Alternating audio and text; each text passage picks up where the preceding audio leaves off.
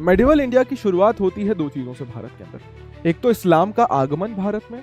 ये जो हिंदू शब्द है या जो ये इंडिया शब्द है, इसका मतलब इंडिया तो चलिए ठीक है, लेकिन ये जो हिंदू शब्द है, इस हिंदू शब्द का धर्म से कोई लेना देना नहीं कि भैया ब्राह्मण which is the force of nature, उन्होंने ही इस संसार को बनाया है। आपको पता है संस्कृत ग्रंथ ब्राह्मणों ने अपने पॉइंट ऑफ व्यू से लिखे, तो ब्राह्मणों ने तो यही कोशिश की कि अनटचेबल्स को या शूद्रों को या निचले कास्ट को एकदम ही नीचे दबा दिया। आप कैसे बोल सकते हो कि भारत के शहर कैंप टाउन्स थी अच्छे से ग्रो नहीं कर रही? You can see. हेलो, जय हिंद, नमस्कार साथियों, I'm Sameer Tripathi, your history educator. And दोस्तों, मैं आपका स्वागत करता हूं आपके अपने पीडब्ल्यू ह्यूमैनिटीज वाला यूट्यूब चैनल पर। दोस्तों, class 12 NCERT line by line series के इस वीडियो में आज हम कवर करने जा रहे हैं हमारे हिस्ट्री का chapter number 5, through the eyes of the traveller. ये हमारी बुक नंबर 2 का पहला चैप्टर है।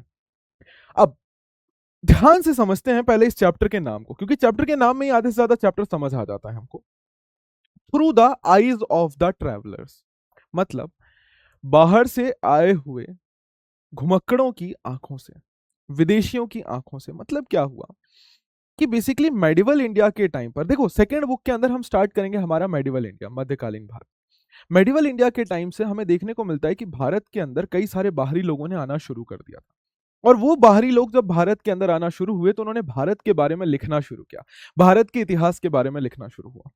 ये जो बाहरी लोगों का ये अकाउंट था, ये एक तरीके से ट्रेवलॉग था। ट्रेवलॉग का मतलब यात्रा वृत्तांत, कि भैया ये बाहरी लोग, जैसे आज के टाइम पे होता है ना कि हम लोग कहीं घूमने जाते हैं तो हम लोग डिजिटल व्लॉग बनाते थे कि भाई यहाँ पे आज हम ये देखने आए, आज हम वो देखने आए, इस तरीके से हमने ये देखा, यहाँ पर ये प्लेस है। उसी तरीके से पहले के लोग क्या करते थे, वो लिखते थे कि भैया हम इस जगह पर गए, यहाँ पर हमने ये चीज देखी, यहाँ पर ये चीज अच्छी थी, यहाँ पर ये चीज बढ़िया लगे हमें। उस यात्रा वृत्तांत को ट्रेवलॉग बोला जाता है। जब हम उसे लिखते हैं तो उसे ट्रेवलॉग बोला जाता है। Right sir. तो ये जो विदेशी पर्यटक, ये जो विदेशी घुमक्कड़ लोग हैं हमारे भारत में आए, इन्होंने भारत के अंदर बहुत सी चीजों को नोटिस किया और उसके बारे में लिखा। अब ऑब्वियस सी बात है, हर व्यक्ति ने कुछ अलग लिखा भारत के बारे में। अब इन बाहरी लोगों का अकाउंट हम क्यों पढ़ रहे हैं? Why we are reading their point of view? Because हम जब खुद इंडिया के अंदर रह रहे हैं ना, तो कई सारी ऐसी चीजें हैं जो हमें नॉर्मल लगती हैं, जो हमारे लिए नॉर्मल है क्योंकि वो हमारी रोजमर्रा जिंदगी का हिस्सा है। लेकिन वहीं पर बाहर से आए हुए लोगों के लिए हमारी वो नॉर्मल चीज भी बहुत अनोखी हो सकती है। क्यों? क्योंकि उन्होंने बाहर ऐसी कोई चीज देखी नहीं है, और इंडिया में अगर वो हो रही है तो उनके लिए वो बहुत ज्यादा अनोखा है। दूसरी चीज, इन बाहरी लोगों के द्वारा जो बातें लिखी गई हैं, इससे हमें आम लोगों के जीवन के बारे में बहुत कुछ पता चलता है। जनरली इससे पहले हमने क्या देखा कि इतिहास में राजा महाराजाओं की कहानियां ही लिखी जाती हैं, मेनली उनके युद्ध, उनके लाइफ से जुड़ी हुई चीजें। बट जब इन विदेशी यात्रियों ने कुछ कहानियां लिखी, तो उन कहानियों में हमें आम जिंदगी, रोजमर्रा की जिंदगी के बारे में पता चलता है, भारत के लोगों की संस्कृति के बारे में पता चलता है, उनकी परंपरा, उनके धर्म, उनकी आस्थाओं के बारे में पता चलता है। और ये हमें एक बहुत ही विस्तृत जानकारी देती है भारत के समाज के बारे में।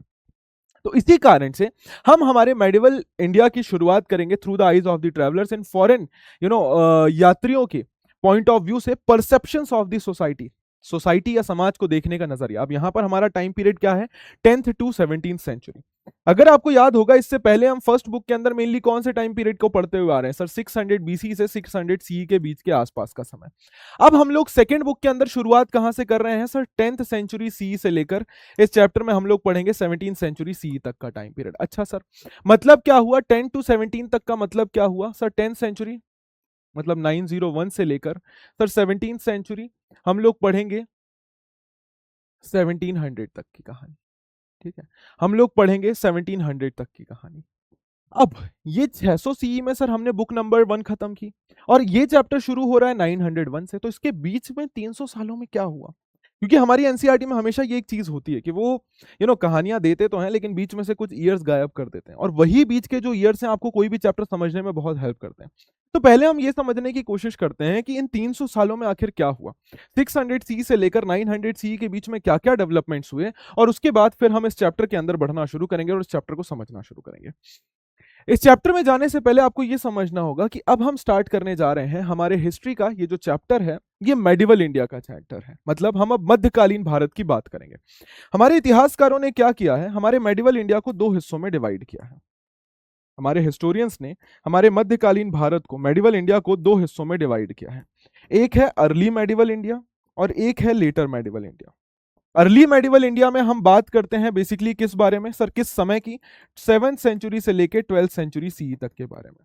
और यहां पर हम बात करते हैं इस्लामिक इन्वेजन के बारे में, Islamic invasion and Rajput kingdoms, कि यहाँ पर हमारा जो मेन फोकस है वो राजपूत किंगडम्स के बारे में है, इस्लामिक इन्वेजन के बारे में है ना, इस्लामिक इन्वेजन के बारे में है। और यहाँ पर मेन इंपॉर्टेंट चीज दूसरी आती है भक्ति सूफी मूवमेंट के बारे में, कि इस पूरे टाइम पीरियड में हमारे पास तीन मेजर थीम्स हैं अर्ली मेडिवल फेज में, कि पहली चीज भैया इस्लामिक इन्वेजन, भारत में इस्लाम का उदय होना शुरू हो रहा है, दूसरी चीज राजपूत राजाओं का उदय होना शुरू हो रहा है, और तीसरी चीज भक्ति सूफी मूवमेंट का स्टार्टिंग हो रहा है।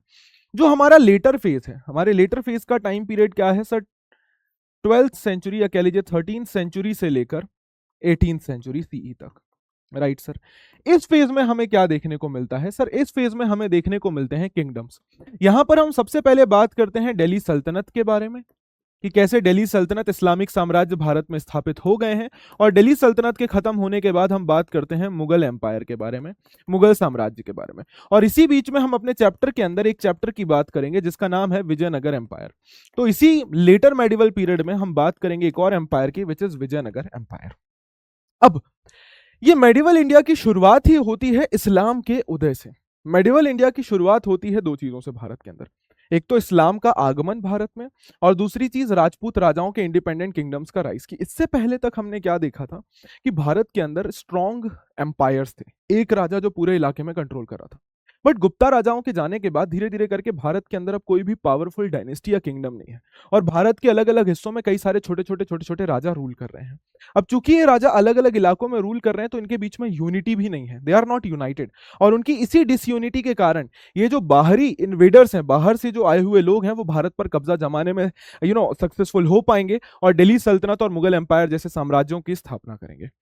अब सबसे पहले हम बात करते हैं इस्लाम के उदय के बारे में। माना जाता है कि इस्लाम का उदय हुआ था, ये मक्का का इलाका है, यहाँ पर वी हैव मक्का हेयर, ठीक है। तो मक्का के इलाकों में 612 सी में देयर वाज वन पर्सन जिनका नाम था प्रॉफिट मोहम्मद। प्रॉफिट मोहम्मद जी ने लोगों को बताया, ये देखिए यहाँ पर बेसिकली जो लोग थे अरेबिया के इलाकों में, ये कौन थे सर? ये आदिवासी चरवाहे कबीले थे।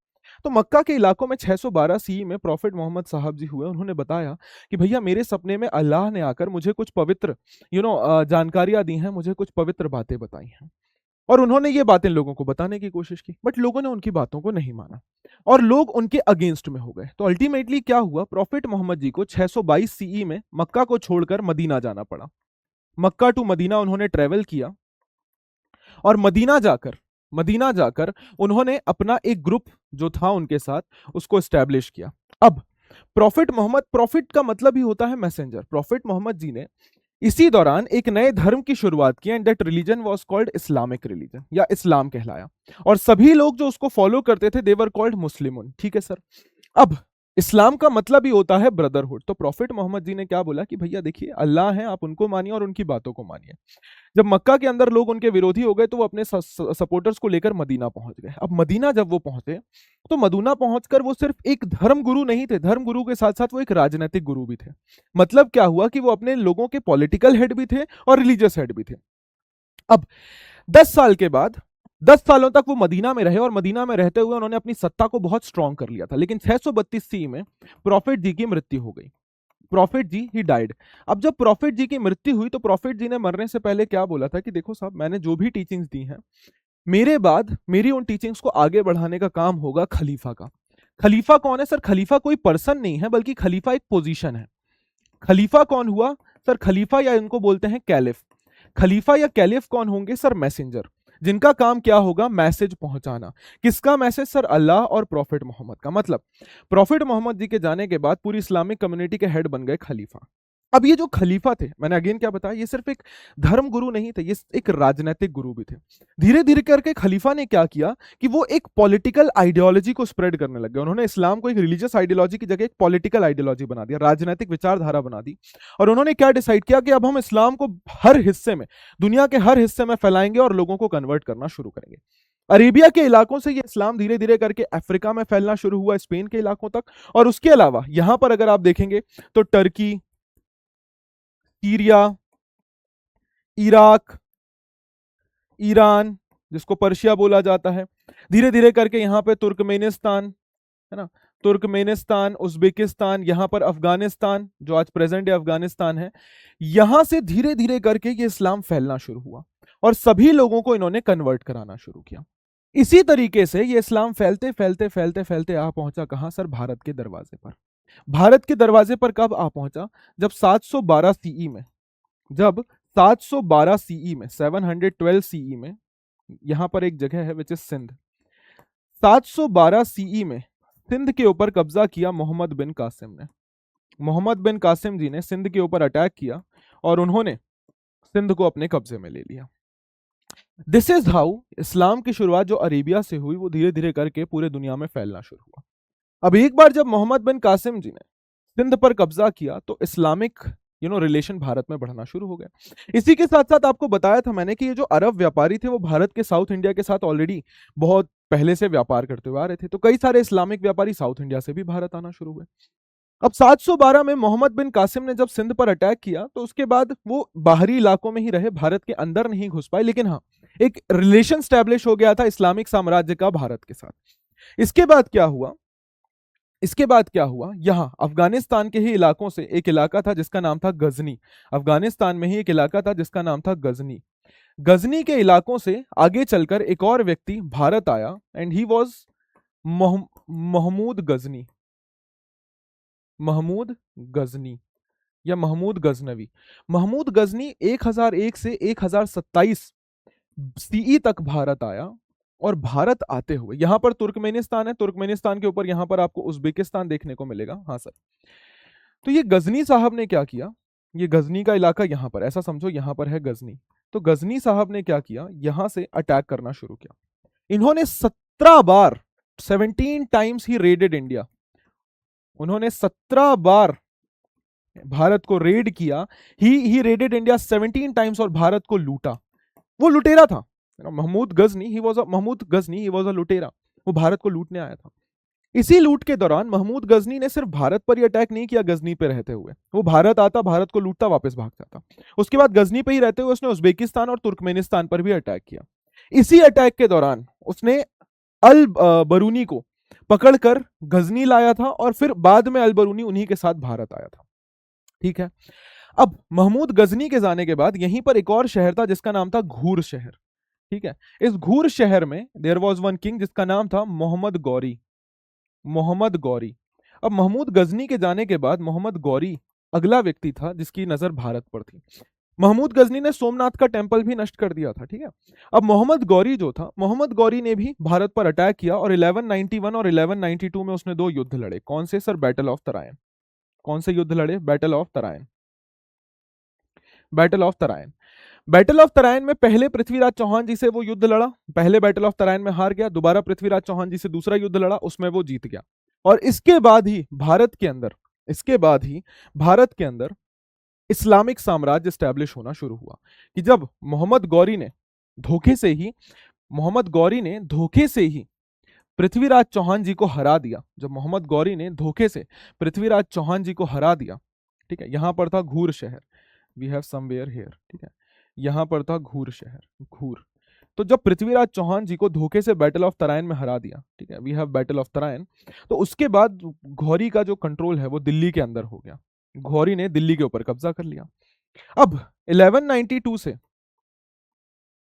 1206 तक घौरी क्या कर रहा था? मोहम्मद गौरी वो भारत आ रहा था, वापस जा रहा था, भारत आ रहा था, वापस जा रहा था। 1206 में मोहम्मद गौरी की मृत्यु हो गई। 1206 में मोहम्मद गौरी ही डाइड, उसकी मृत्यु हो गई। अब जब मोहम्मद गौरी मर गया तो उसके कमांडर था जिनका नाम था कुतुबुद्दीन ऐबक। कुतुबुद्दीन ऐबक ने क्या किया? ये उनके गुलाम भी थे। कुतुबुद्दीन ऐबक ने क्या किया कि भारत के अंदर उन्होंने खुद को सम्राट या एम्परर, सुल्तान घोषित कर दिया and he established slave dynasty.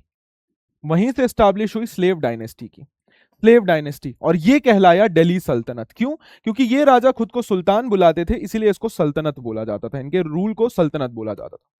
1206 से लेकर 1526 तक दिल्ली के ऊपर रूल किया दिल्ली सल्तनत ने। अब दिल्ली सल्तनत के अंदर 5 अलग अलग डायनेस्टीज निकल कर आई। Slave dynasty, Tughlaq dynasty, Khilji dynasty, Sayyid dynasty, Lodhi dynasty. बात समझे मेरी? ये एक पूरी कहानी थी इसकी शुरुआत की। अब हम इस चैप्टर के अंदर जब बात करेंगे तो आपको मैं अब समझाने की कोशिश करता हूं, ध्यान से सुनिएगा। Early medieval India 7 to 12 century, पहली बार अरब इन्वेजन या इस्लामिक इन्वेजन भारत में हुआ जब 712 सी में मोहम्मद बिन कासिम ने सिंध के ऊपर कब्जा किया। मोहम्मद बिन कासिम के बाद भारत पर अटैक किया महमूद गजनी ने। महमूद गजनी ने 1001 से लेकर 1027 सी के बीच में 17 बार भारत पर अटैक किया और वो हर बार भारत जब भी आया भारत को लूट कर गया। अब महमूद गजनी के टाइम पर ही क्या हुआ, अब देखेंगे जब भी वो भारत आता और भारत को लूट कर जाता तो वो सिर्फ भारत को ही नहीं लूटता, यू विल सी हियर, ये अफगानिस्तान से आता, भारत को लूटता, वापस चला जाता। लेकिन इसी के साथ साथ उसने उज्बेकिस्तान पर भी अटैक किया और उज्बेकिस्तान में वो अटैक जब किया तो उसने वहां से पकड़ा अल बरूनी साहब को। अल बरूनी साहब को पकड़कर उज्बेकिस्तान से गजनी लाया और गजनी के बाद जब वो भारत पर अटैक किया तो अल बरूनी साहब उसके साथ गजनी से भारत के इलाकों में आए और भारत के इलाकों में ही रहते हुए उन्होंने भारत के बारे में लिखा। फिर उसके बाद जब महमूद गजनी की मृत्यु हुई तो उसके बाद देयर वॉज अनदर व्यक्ति जिसका नाम है मोहम्मद गौरी। उन्होंने बैटल ऑफ तराइन लड़ा जिसमें पृथ्वीराज चौहान जी को हराया दूसरे बैटल ऑफ तराइन में, एंड उसके बाद वो दिल्ली का रूलर बन गया। इसके बाद क्या हुआ, 1206 में मोहम्मद गौरी की मृत्यु हो गई। मोहम्मद गौरी की मृत्यु के बाद उसके स्लेव और कमांडर कुतुबुद्दीन ऐबक ने स्टैब्लिश कर दी दिल्ली सल्तनत। 1206 से 1526 तक दिल्ली में इसी तरीके से इस्लामिक रूल स्टैब्लिश हुआ और दिल्ली सल्तनत ने रूल किया। टोटल 5 डायनेस्टीज ने रूल किया, पहले स्लेव डायनेस्टी, दूसरा खिलजी डायनेस्टी, फिर Tughlaq dynasty, Sayyid dynasty, Lodi dynasty. Tughlaq dynasty की बात करें तो इसका रूल था 320 से 1414 तक। 320 से 1414 के रूल के बीच में तुगलक डायनेस्टी के ही एक राजा थे जिनका नाम था मोहम्मद बिन तुगलक। मोहम्मद बिन तुगलक का रूल कब से कब तक चला सर? मोहम्मद बिन तुगलक का रूल चला 1325 से लेकर 1351 तक, 1325 से 1351 तक। और मोहम्मद बिन तुगलक के टाइम पर भारत आया इब्न बतूता। इसके बाद भारत में 1526 में क्या हुआ, लास्ट लोदी किंग इब्राहिम लोदी, उन्होंने युद्ध लड़ा बाबर के साथ जिसको फर्स्ट बैटल ऑफ पानीपत बोला गया 1526 में, और बाबर ने इब्राहिम लोदी को हरा दिया। इब्राहिम लोदी को हराने के बाद बाबर ने भारत में स्थापित कर दी मुगल डायनेस्टी और 1526 से 1857 तक मुगल्स ने भारत पर रूल किया। इसी रूल के दौरान कितने रूलर हुए टोटल सर? 6 मेजर रूलर हुए, बाबर, हुमायूं, अकबर, जहांगीर, शाहजहां, औरंगजेब। बाबर, हुमायूं, अकबर, जहांगीर, शाहजहां, औरंगजेब। और हुमायूं के बाद बीच में एक बार के लिए शेर शाह सूरी का रूल और सूर एम्पायर का रूल चला, बट वापस से हुमायूं ने अपनी सत्ता को पुनर्स्थापित कर दिया। अब शाहजहां के टाइम पर हमें देखने को मिलता है कि फ्रांस से एक व्यक्ति आया जिसका नाम था Francois Bernier. Right sir, Francois Bernier का आगमन कैसे हुआ, अब मैं ये आपको समझाने की कोशिश करता हूं। इस मैप को ध्यान से देखेगा, आपको समझ आएंगी। उज्बेकिस्तान के इलाकों से, ये रहा उज्बेकिस्तान, यहां से भारत आया अल बरूनी साहब भारत आए, है ना। ये कब आए थे सर? ये आए थे 11वीं सेंचुरी में, ठीक है सर। उसके बाद मोरक्को से हमें देखने को मिलता है अगले व्यक्ति भारत आए जिनका नाम था क्या सर? उनका नाम था इब्न बतूता साहब भारत कब आए सर? 14वीं सेंचुरी में। और लास्ट में फ्रांस से एक व्यक्ति भारत आया जिसका नाम था 17वीं सेंचुरी के अंदर, जिसका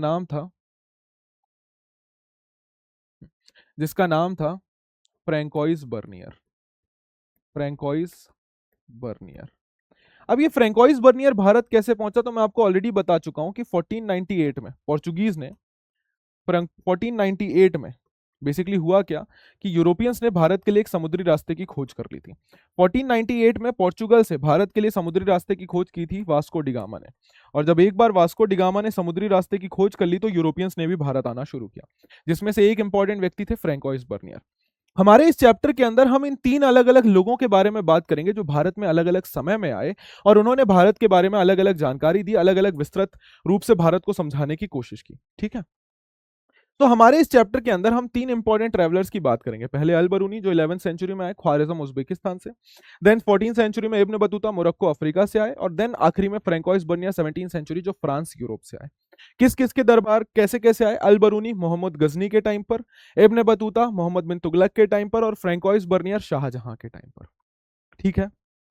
सो आई होप एक बेसिक अंडरस्टैंडिंग आपको मिल गई है इस चैप्टर की। अब बात करते हैं तो देखिए, पुराने समय से ही लोग एक जगह से दूसरे जगह से हमेशा ट्रैवल करते हुए आए हैं, चाहे महिलाओं हो चाहे पुरुष हो, they had been travelling continuously, वो ट्रैवल करते हुए आए हैं अलग अलग कारणों से। भैया कुछ लोग नेचुरल डिजास्टर से बचने के लिए भाग रहे हैं, कुछ लोग व्यापारियों की तरह एक जगह से दूसरी जगह जा रहे हैं, कुछ लोग सिपाहियों की तरह, कुछ लोग पुजारियों की तरह, कुछ लोग तीर्थ यात्रियों की तरह। पिलग्रिम का मतलब होता है तीर्थयात्री, कुछ लोग तीर्थ यात्री की तरह, और वहीं पर कुछ लोग जो हैं वो एडवेंचर के लिए एक जगह से दूसरी जगह घूम घूम रहे थे। अब जब भी कोई व्यक्ति किसी नई जगह पर जाता है तो दो चीजें होती हैं, उसको कुछ चीजें बहुत अच्छी लगती हैं और कुछ चीजें बहुत ज्यादा खराब होती हैं। तो ऑब्वियस सी बात है, ये जो व्यापारी, सोल्जर, सिपाही, ये लोग जब एक जगह से दूसरी जगह गए तो उन्हें अलग अलग चीजों की अनुभूति हुई। जैसे कुछ लोगों को वहाँ का एनवायरमेंट, लैंडस्केप, ये सारी चीजें अच्छी लगी, वहाँ की भाषा, वहाँ के कस्टम्स, वहाँ की विचारधाराएं, वहाँ की प्रैक्टिसेस, हर एक चीज अच्छी लगी। अब कुछ लोग इन डिफरेंसेस को अडॉप्ट कर लेते हैं, वहीं पे कुछ लोग जो हैं वो इन डिफरेंसेस को अच्छा नहीं मान पाते हैं और उसका विरोध करने लग जाते हैं। अब अल्टीमेटली हमें ये जो भी अकाउंट्स मिलते हैं मेनली मेल्स के ही मिलते हैं, फीमेल्स के ऐसे कोई मेजर अकाउंट देखने को नहीं मिलते हैं। अब हमें अलग अलग प्रकार के ऐसे अकाउंट्स भारत के कॉन्टेक्स्ट में भी देखने को मिलते हैं। कुछ जो अकाउंट्स हैं, कुछ जो लोग हैं, उन्होंने राज दरबार, राजा के बारे में जानकारी दी, वहीं पर कुछ लोगों ने धर्म और जाति के बारे में चर्चा की, कुछ लोगों ने हमारे यहाँ की बिल्डिंग्स के बारे में चर्चा की, तो वहीं पर कुछ लोगों ने हमारे यहाँ के खाने पीने की बात की। जैसे अपन बात करेंगे चैप्टर नंबर 7 विजयनगर की, तो उसके अंदर अब्दुल रज्जाक समरकंदी, ये पर्शिया, ईरान से आए थे, ये एक मैसेंजर थे। इन्होंने वहां के फोर्टिफिकेशन या वहां के आर्किटेक्चर के बारे में बहुत विस्तृत रूप से जानकारी दी है हमें। अब कुछ केसेस में ट्रैवलर जो है वो ज्यादा दूर नहीं जाते थे, जैसे मुगल एम्पायर के अंदर ही आपको देखने को मिलेगा कि जो एडमिनिस्ट्रेटर्स होते थे या जो यात्री मुगल एम्पायर के टाइम पर आते थे वो सिर्फ मुगल कैपिटल और मुगल साम्राज्य के अंदर अंदर ही घूमते थे। तो उस दौरान उनके जो ऑब्जर्वेशन थे उनसे भी हमें काफी सारी जानकारी मिलती है। अब इस चैप्टर के अंदर हम बेसिकली यही बात करेंगे कि कैसे ये बाहर से जो यात्री आए थे उन्होंने भारत के बारे में क्या क्या चीजें लिखी या उन्होंने भारत को किस नजरिए से देखा। राइट, पर्टिकुलरली हम 3 लोगों की बात करेंगे। सबसे पहले अल बरूनी, जो उज्बेकिस्तान से आए 11वीं सेंचुरी में। फिर हम बात करेंगे इब्न बतूता की, जो मोरक्को से आए 14वीं सेंचुरी में। और फिर हम बात करेंगे फ्रेंचमैन फ्रेंकोइस बर्नियर की, जो 17वीं सेंचुरी में है। ध्यान दीजिएगा, ये तीनों अलग अलग जगह और अलग अलग टाइम पीरियड में भारत में आए, और हम देखेंगे कि कैसे ये अलग अलग चीजों का वर्णन कर रहे हैं। जैसे इब्न बतूता कोकोनट के बारे में हमें जानकारी देंगे। बात समझ रहे हैं मेरी, मैं क्या कहना चाह रहा हूं? So we will try to understand all those things. कहां कहां से आए हैं, कौन कौन लोग? सर, हमें देखने को मिलेगा उज्बेकिस्तान से अल बरूनी, मोरक्को से इब्न बतूता, फ्रांस से फ्रेंकोइस बर्नियर, और तीनों का टाइम भी बहुत ज्यादा अलग अलग है। ठीक है। अब चूंकि ये लोग अलग अलग जगहों से आते थे तो ऑब्वियस सी बात है इनके अपनी संस्कृतियां, इनकी अपनी विचारधाराएं भी बहुत अलग होती थी, और हम जिन बेसिक चीजों को आम रोजमर्रा की जिंदगी में छोड़ देते थे, इन्होंने उन डिटेल्स के बारे में भी चर्चा की और उनके बारे में भी हमें काफी सारी चीजें बताई हैं। तो इनके जो आप देखेंगे, इनके जो ये यात्रा वृत्तांत हैं, ये हमारे लिए बहुत इंपॉर्टेंट सोर्स ऑफ इंफॉर्मेशन बन जाते हैं भारत के अंदर छोटी छोटी चीजों या छोटी छोटी जानकारियों को प्राप्त करने के लिए। अब सबसे पहले बात करते हैं अल बरूनी के बारे में। ये भारत आए और इन्होंने एक किताब लिखी जिसका नाम था किताब उल हिंद, फ्रॉम ख्वारिज्म टू पंजाब। अब ये ओरिजिनली उज्बेकिस्तान में थे, लेकिन ये सर भारत कैसे पहुंच गए? How did he reach India? तो मैंने आपको क्या बताया कि अफगानिस्तान के अंदर एक शहर था जिसका नाम था गजनी, और गजनी का राजा था महमूद गजनी। ठीक है, गजनी का राजा था महमूद गजनी। महमूद गजनी ने 1001 से लेकर 1027 तक भारत में 17 बार अटैक किया और भारत को वो लूट कर गया। इस लूट के दौरान वो भारत पर तो अटैक कर ही रहा था, साथ साथ इन आसपास के इलाकों पर भी अटैक कर रहा था। तो एक बार 1017 में महमूद गजनी ने उज्बेकिस्तान पर भी अटैक किया, उसको लूटा और वहां से अल बरूनी को पकड़कर गजनी ले आया। जब अगली बार वो भारत की तरफ आया तो अल बरूनी भी उसके साथ भारत आ गया, और ये पंजाब, बेसिकली जो पाकिस्तान वाला पंजाब है, यहां पर आकर अल बरूनी सेटल हो गए। और अल बरूनी ने यहां पर सेटल होकर भारत के बारे में काफी सारी जानकारियां प्राप्त की, संस्कृत भाषा सीखी और भारत के बारे में ही किताब लिखी जिसका नाम था किताब उल हिंद। अब अल बरूनी साहब का ओरिजिनली जो जन्म हुआ था वो 973 ख्वारिज्म में हुआ था, जो प्रेजेंट डे उज्बेकिस्तान का इलाका है। उस समय जो ख्वारिज्म शहर था वो एक बहुत इंपॉर्टेंट शहर था जहां पे पढ़ाई लिखाई बहुत ज्यादा होती थी। It was an important centre of learning, and that is the reason कि अल बरूनी को उस समय काफी जबरदस्त एजुकेशन प्राप्त हुई। अल बरूनी को काफी सारी भाषाएं आती थी, जैसे Syriac, Arabic, Persian, Hebrew, Sanskrit. Although उन्हें ग्रीक भाषा नहीं आती थी, लेकिन उन्होंने ग्रीक भाषा की किताबों को पर्शियन ट्रांसलेशन में पढ़ा हुआ था, है ना, कि जैसे मुझे इंग्लिश भाषा नहीं आती तो मैं हिंदी ट्रांसलेशन में इंग्लिश की किताब पढ़ सकता हूं। तो उन्होंने प्लाटो और अरिस्टोटल, ये कुछ फिलोसोफर्स थे, इनकी किताबों को पर्शियन और अरेबिक ट्रांसलेशन में पढ़ा था। अब हुआ क्या, 1017 में सुल्तान महमूद गजनी, लिखा हुआ है यहाँ पे, सुल्तान महमूद गजनी ने ख्वारिज्म पर अटैक किया, और उस अटैक के दौरान वो वहां से कई सारे पढ़े लिखे लोगों को, पोइट्स को पकड़कर अपने कैपिटल गजनी वापस ले आए। अल बरूनी उन्हीं में से एक थे। महमूद गजनी अल बरूनी को भी पकड़ के उज्बेकिस्तान से गजनी ले आए। अल बरूनी गजनी आए एक गुलाम की तरह, लेकिन धीरे धीरे करके वो राजा के फेवरेट बन गए और वहीं पर रहते हुए उन्हें भारत के अंदर इंटरेस्ट आना शुरू हुआ और उन्होंने अपना जीवन गजनी में ही रहते हुए बिताया और 70 साल की उम्र में उनकी मृत्यु हो गई गजनी शहर में ही। अब ये देखिए, ये गजनी शहर देख रहे हैं यहां से। हाँ सर। अब गजनी में ही रहते हुए अल बरूनी को भारत के अंदर इंटरेस्ट आना शुरू हुआ। ये अनयूजुअल नहीं था। देखो, जब इस्लामिक लोगों ने भारत के साथ कांटेक्ट एस्टेब्लिश करने शुरू किए तो उन्होंने भारत के किताबों को, भारत के कल्चर को, भारत के ट्रेडिशंस को उठाना शुरू किया और उनको अपनी भाषा में, अरबिक भाषा में ट्रांसलेट करना शुरू किया। अल बरूनी साहब ने भी भारत की कई सारी संस्कृत किताबों को अरबिक भाषा के ट्रांसलेशन में पढ़ा हुआ था। जैसे आप देखिए, संस्कृत की किताबें एस्ट्रोनॉमी के ऊपर, खगोल शास्त्र, मैथमेटिक्स के ऊपर, मेडिसिन के ऊपर ऑलरेडी अरबिक भाषा में ट्रांसलेट हो चुकी थी 8th सेंचुरी से। और अल बरूनी ने उन किताबों को पढ़ा हुआ था और उन किताबों को पढ़कर अल बरूनी को बहुत ज्यादा इंटरेस्ट आया भारत के अंदर। He was very much amazed by India and he wanted to know more about India. वो भारत के बारे में और भी बहुत कुछ जानना चाहते थे। इसीलिए जब महमूद गजनी ने पंजाब के इलाकों पर अपना रूल स्टैब्लिश किया तो अल बरूनी को मौका मिला एंड अल बरूनी डिसाइडेड कि मैं वहां पर जाकर रहना शुरू करूंगा और वहां की लोकल पॉपुलेशन से मिलना शुरू करूंगा और उनसे भारत के बारे में जानकारी प्राप्त करना शुरू करूंगा। आप देखेंगे अल बरूनी वहां जाकर रहते हैं और वहां के ब्राह्मणों के साथ उन्होंने काफी सारा समय बिताया और उनके साथ रहते हुए ही उन्होंने संस्कृत भाषा सीखी, संस्कृत धार्मिक और फिलोसॉफिकल ग्रंथों को पढ़ा और उसी के दौरान उन्हें भारत के बारे में जानकारी प्राप्त हुई। ऑल्दो हमें ये नहीं पता कि अल बरूनी कहां कहां घूमने गए, लेकिन हाँ, हम इतना जानते हैं कि भारत के नॉर्थ वेस्ट के इलाकों में, इस इलाके में अल बरूनी आकर रहे और लंबा समय उन्होंने यहाँ पर बिताया और यहीं पर रहते हुए, लोकल ब्राह्मणों के साथ रहते हुए उन्होंने संस्कृत भाषा सीखी, संस्कृत ग्रंथों को पढ़ा और भारत के लोगों को और भारत के बारे में जानकारी प्राप्त करी। ठीक है। अब ये सब हमें अल बरूनी के बारे में कैसे पता है? क्योंकि उस समय तक क्या होता था, लोग ट्रैवल लिटरेचर लिखना शुरू कर दिए थे। What is travel literature? यात्रा वृत्तांत। मैंने बताया ना कि पहले के लोग जब यात्राएं करते थे तो वो उसको लिखते थे एंड इसी को ट्रैवल लिटरेचर बोला जाता था। तो अल बरूनी का भी हमें ट्रैवल लिटरेचर मिलता है जहां पे वो बताते हैं कि किस प्रकार से उन्होंने किन किन जगहों को विजिट किया, अरबिक भाषा में उन्होंने लिखा है और उसी से हमें पता चलता है कि वो कहाँ कहाँ ट्रैवल किए और कैसे कैसे वो ट्रैवल करते हुए भारत आए। ठीक है। अब अल बरूनी ने इसी के बाद भारत के ऊपर एक किताब लिखी जिसका नाम है किताब उल हिंद। किसने लिखी? अल बरूनी जी ने। किस भाषा में लिखी सर? इसको लिखा है अरबिक भाषा में। अल बरूनी साहब की किताब उल हिंद ये अरबिक भाषा में लिखी हुई है। ये सिंपल और बहुत लूसिड, लूसिड का मतलब होता है कॉम्पैक्ट, बहुत शॉर्ट सिंपल तरीके से लिखी हुई ये किताब है। ये किताब एक पार्ट में नहीं बल्कि मल्टीपल पार्ट्स में है। It is a voluminous text, काफी बड़ा टेक्स्ट है, मल्टीपल पार्ट्स में है और इस टेक्स्ट के अंदर टोटल 80 चैप्टर्स हमें देखने को मिलते हैं। कैसी चीजों के ऊपर सर? रिलीजन के ऊपर, धर्म के ऊपर, फिलॉसफी, दर्शन शास्त्र, फेस्टिवल, एस्ट्रोनॉमी, एल्केमी। एल्केमी का मतलब क्या होता है? केमिकल्स की स्टडी। सिंपल शब्दों में कहूं तो केमिकल्स की study.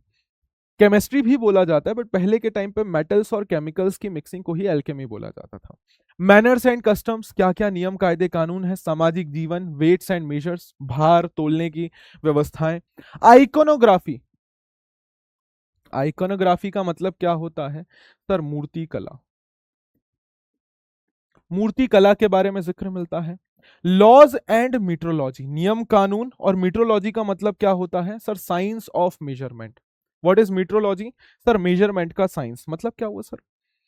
Kilometre into metre, metre into centimetre, centimetre into inches, inches into foot, ये सारी चीजें, तो इट इज नोन एज मीट्रोलॉजी।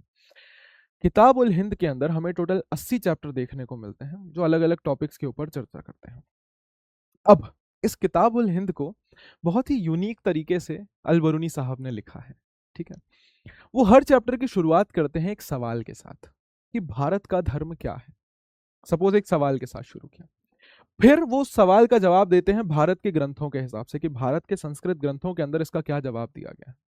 और फिर वो आखिरी में कंक्लूजन लिखते हैं। कैसे सर? वो भारत के इन्हीं धर्मों का कंपैरिजन करते हैं दूसरे धर्मों के साथ, दूसरे देशों के साथ, कि दूसरे देशों पर क्या चीजें चल रही हैं, दूसरे देशों में क्या चीजें हो रही हैं और भारत के अंदर क्या चल रहा है। So he starts with a question, then description on the basis of Sanskrit text, Sanskrit ग्रंथों के हिसाब से उसका डिस्क्रिप्शन, और आखिरी में कंपैरिजन विद अदर कल्चर्स की दूसरी संस्कृतियों में यही चीज किस प्रकार से फॉलो हो रही है। ये काफी एक यूनिक तरीका है ठीक है।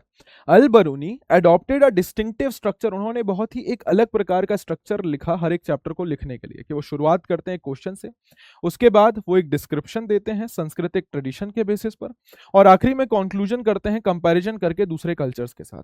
कुछ इतिहासकार इनफैक्ट मानते हैं कि अल बरूनी जी को मैथ्स में बहुत ज्यादा इंटरेस्ट था, तो इसीलिए उन्होंने एक जोग्राफिकल सॉरी उन्होंने एक आप कह सकते हैं ज्योमेट्रिकल एक ज्योमेट्रिकल स्ट्रक्चर अपनाया, जैसे ज्योमेट्री होता है ना उसमें स्ट्रक्चर होता है, तो उन्होंने एक ज्योमेट्रिकल स्ट्रक्चर अपनाया है इस बुक को लिखने के लिए। एंड ये दिखाता है कि उनको मैथमेटिक्स कितना ज्यादा पसंद था। नेवरदीलेस अल बरूनी साहब ने ये किताब अरेबिक भाषा में लिखी थी। और ये किताब लिखने का उनका पर्पस क्या था, अल बरूनी ने ये किताब लिखी क्यों थी? देखो ये रहा अल बरूनीज ऑब्जेक्टिव। भैया मैं ये किताब उन लोगों के लिए लिख रहा हूं जो भारत के बारे में जानना चाहते हैं, जो भारत के लोगों के साथ बातचीत करना चाहते हैं, या जो भारत में जाकर रहना चाहते हैं। तो अल बरूनी साहब ने ये किताब जो अरेबिक भाषा में लिखी थी, ये किताब बेसिकली उन्होंने उन लोगों के लिए लिखी थी जो लोग भारत के बाहर रह रहे हैं और जो भारत के बारे में जानना चाहते थे। ऑल दो भारत के ऊपर पहले भी कई सारी संस्कृत किताबें के ट्रांसलेशंस लिखे जा चुके थे। अल बरूनी साहब ने ऑलरेडी संस्कृत ग्रंथों की कई सारी ट्रांसलेशंस ऑलरेडी पढ़ रखी थी अरेबिक भाषा में। He was familiar with translations and adaptations of Sanskrit, Pali and Prakrit text, कि संस्कृत, पाली और प्राकृत टेक्स्ट को अरेबिक में ट्रांसलेट किया जा चुका था कई सारी अलग अलग किताबों को। जैसे इसमें कहानियां थी, फेबल्स का मतलब स्टोरीज, कई सारी कहानियां थी, एस्ट्रोनॉमी की किताबें थी, मेडिसिन की किताबें थी। लेकिन फिर भी अल बरूनी ने ये किताब क्यों लिखी? क्योंकि अल बरूनी पुरानी ट्रांसलेशन से नाखुश थे।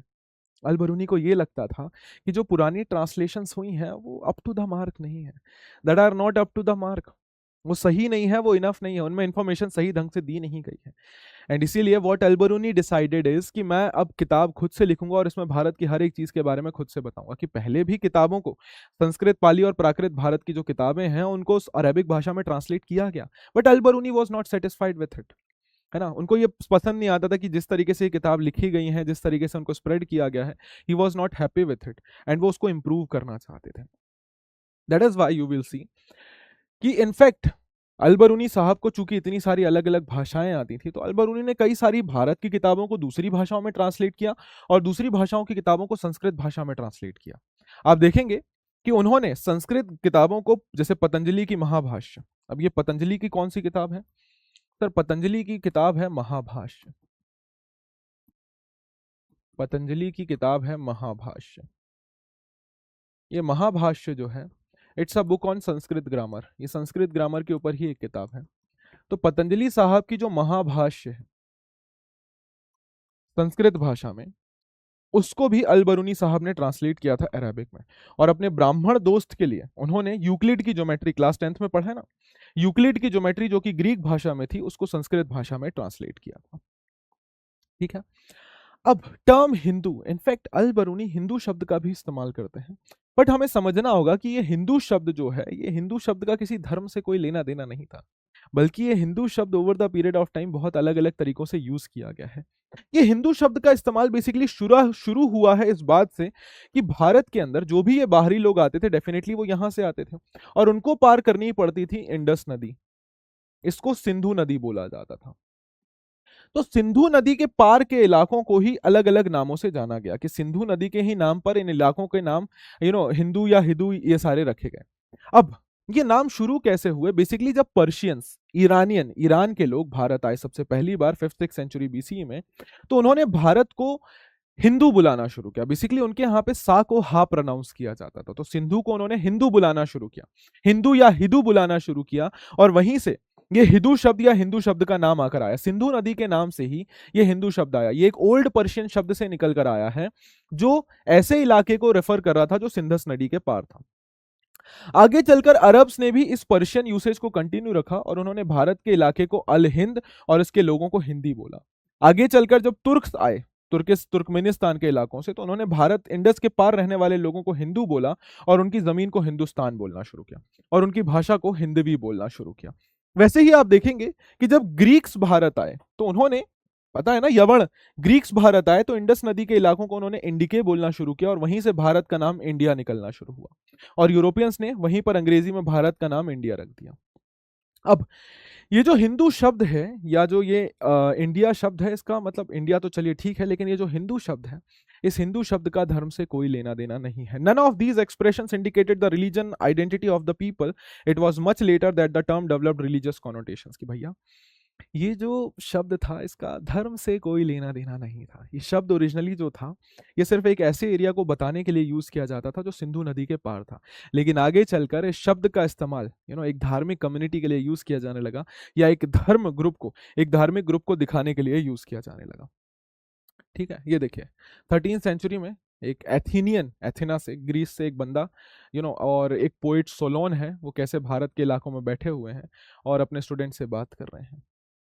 ठीक है, अब नेक्स्ट है हमारे पास इब्न बतूता. भारत के इलाकों में एज इन कि वो ट्रैवल करने आए होंगे या ट्रैवल किया होगा कभी, या फिर वो ग्रीक में ही रहते हुए बाकी ट्रैवलर्स की बातों को पढ़ के लोगों को समझा रहे हैं कि देखो साहब कैसा क्या होता है, टीचिंग दे रहे हैं वो. नेक्स्ट हमारे इंपॉर्टेंट व्यक्ति हैं, हमारे कैरेक्टर हैं इब्न बतूता साहब. इन्होंने कौन सी किताब लिखी है सर? इन्होंने लिखा है Rihla, an early globe trotter. Trotter का मतलब होता है रौंदने वाला, रौंदने वाला. ग्लोब ट्रॉटर का मतलब एक ऐसा बंदा जिसने बहुत विस्तृत रूप से ट्रैवलिंग की हो, and it was Ibn Battuta. Ibn Battuta साहब की जो किताब है उसका नाम है रिहला. ठीक है, इब्न बतूता साहब की जो किताब है उसका नाम है रिहला. क्या नाम है सर? रिहला. ये इब्न बतूता साहब की जो किताब है ये भी अरबिक भाषा में लिखी गई है, और इस किताब के अंदर हमें काफी सारी जानकारी मिलती है भारत के सामाजिक और सांस्कृतिक जीवन के बारे में. ठीक है, और वो भी 14th सेंचुरी में. ये जो ट्रेवलर है ये कहां से आए थे sir? He came from Morocco. ये नॉर्थ अफ्रीका है, मोरक्को. हाँ सर. इनका जन्म टेंजियर शहर में हुआ था, मोरक्को के टेंजियर शहर में हुआ था, और एक ऐसी फैमिली के अंदर हुआ था जो इस्लामिक स्टडीज में बहुत अच्छी होती थी. कि बेसिकली जैसे होता है ना कि हम ब्राह्मण पुजारी साहब के घर में पैदा हुए तो वहां पर हमें संस्कृत भाषा और वेद आते होंगे, तो वैसे ही मोरक्को के अंदर इस्लाम फैल गया था. तो वहां पर जो फैमिलीज थी जो इस्लामिक टीचिंग्स कराती थी, जो इस्लामिक ग्रंथ पढ़ाती थी या पढ़ती थी, उनकी फैमिली में इब्न बतूता साहब का जन्म हुआ था. ठीक है, तो he was born into the most respectable and educated families known for their expertise in Islamic religious law और शरिया. इस्लामिक रिलीजियस धर्म को शरिया भी बोला जाता है. तो वहां पर इनका जन्म हुआ था. अब अपनी फैमिली की परंपराओं को फॉलो करते हुए इब्न बतूता साहब को भी काफ़ी सारी पढ़ाई कराई गई, काफ़ी सारी किताबें पढ़ाई गई, और काफ़ी सारी स्कॉलिस्टिक पढ़ाई लिखाई वाली ज्ञान की बातें उनको समझाई गई, उनको शिक्षा दी गई. लेकिन बचपन से ही इब्न बतूता का क्या मानना था कि भैया किताबें पढ़ने से ही इंसान सब कुछ नहीं सीख सकता. Ibn Battuta considered experience gain through travels, कि भैया यात्राएं करने से जो एक्सपीरियंस मिलता है वो किसी भी और किताबी ज्ञान से बहुत ज़्यादा बेहतर होता है. इब्न बतूता क्या बोलते हैं कि भैया यात्रा करके हम जो सीखते हैं, यात्राएं करने से हमें जो एक्सपीरियंस मिलता है वो किसी भी और किताबी ज्ञान से बहुत ज़्यादा बेहतर होता है. और इब्न बतूता को ट्रैवल करना बहुत ज़्यादा पसंद था. आप देखेंगे इब्न बतूता ने बचपन से ही, बहुत छोटी उम्र से ही ट्रैवल करना शुरू कर दिया था. वो अलग अलग हिस्सों में गए और अलग अलग लोगों से मिलना शुरू कर दिया था. वो भारत के लिए निकलने थे, कब निकले थे? 1332-33 में. और भारत के लिए निकलने से पहले वो ऑलरेडी तीर्थ यात्राएं कर चुके थे. Mecca, Medina, Syria, Iraq, Persia, Yemen, Oman, और कई सारे ट्रेडिंग पोर्ट्स जो ईस्ट अफ्रीका में थे. यू विल सी, भारत आने से पहले इब्न बतूता ऑलरेडी मक्का, ठीक है, Yemen, Oman, Syria, Iraq, Iran, और इसके अलावा ये जो ईस्ट अफ्रीका के जो कुछ पोर्ट हैं यहाँ वो ऑलरेडी ट्रैवल कर चुके थे. 1332 में ही left his home and he reached कहाँ सर? सिंध. मुल्तान से होते हुए, ये मुल्तान से होते हुए कहाँ पहुंचे सर? मुल्तान से होते हुए ही रीच्ड सिंध 1333 में. और 1333 में जब ये सिंध पहुंचे तो सिंध पहुंचकर इन्होंने सुना कि भारत के अंदर उस समय रूल कर रहे थे मोहम्मद बिन तुगलक. तुगलक डायनेस्टी के सुल्तान मोहम्मद बिन तुगलक उस समय भारत में रूल कर रहे थे 1325 से 1351 के बीच में. एंड ट्रस्ट में पूरे दिल्ली सल्तनत के अंदर अगर कोई सबसे ज्यादा पढ़ा लिखा व्यक्ति था तो वो मोहम्मद बिन तुगलक था. लेकिन सबसे ज्यादा अनलकी बंदा भी यही था. ठीक है, इनको बहुत ज्यादा बेचारों को कोई समझ ही नहीं पाया इनकी बातों को. तो 1333 में सिंध पहुंचने के बाद इब्न बतूता ने डिसाइड किया कि मैं मोहम्मद बिन तुगलक के दरबार में दिल्ली जाऊंगा.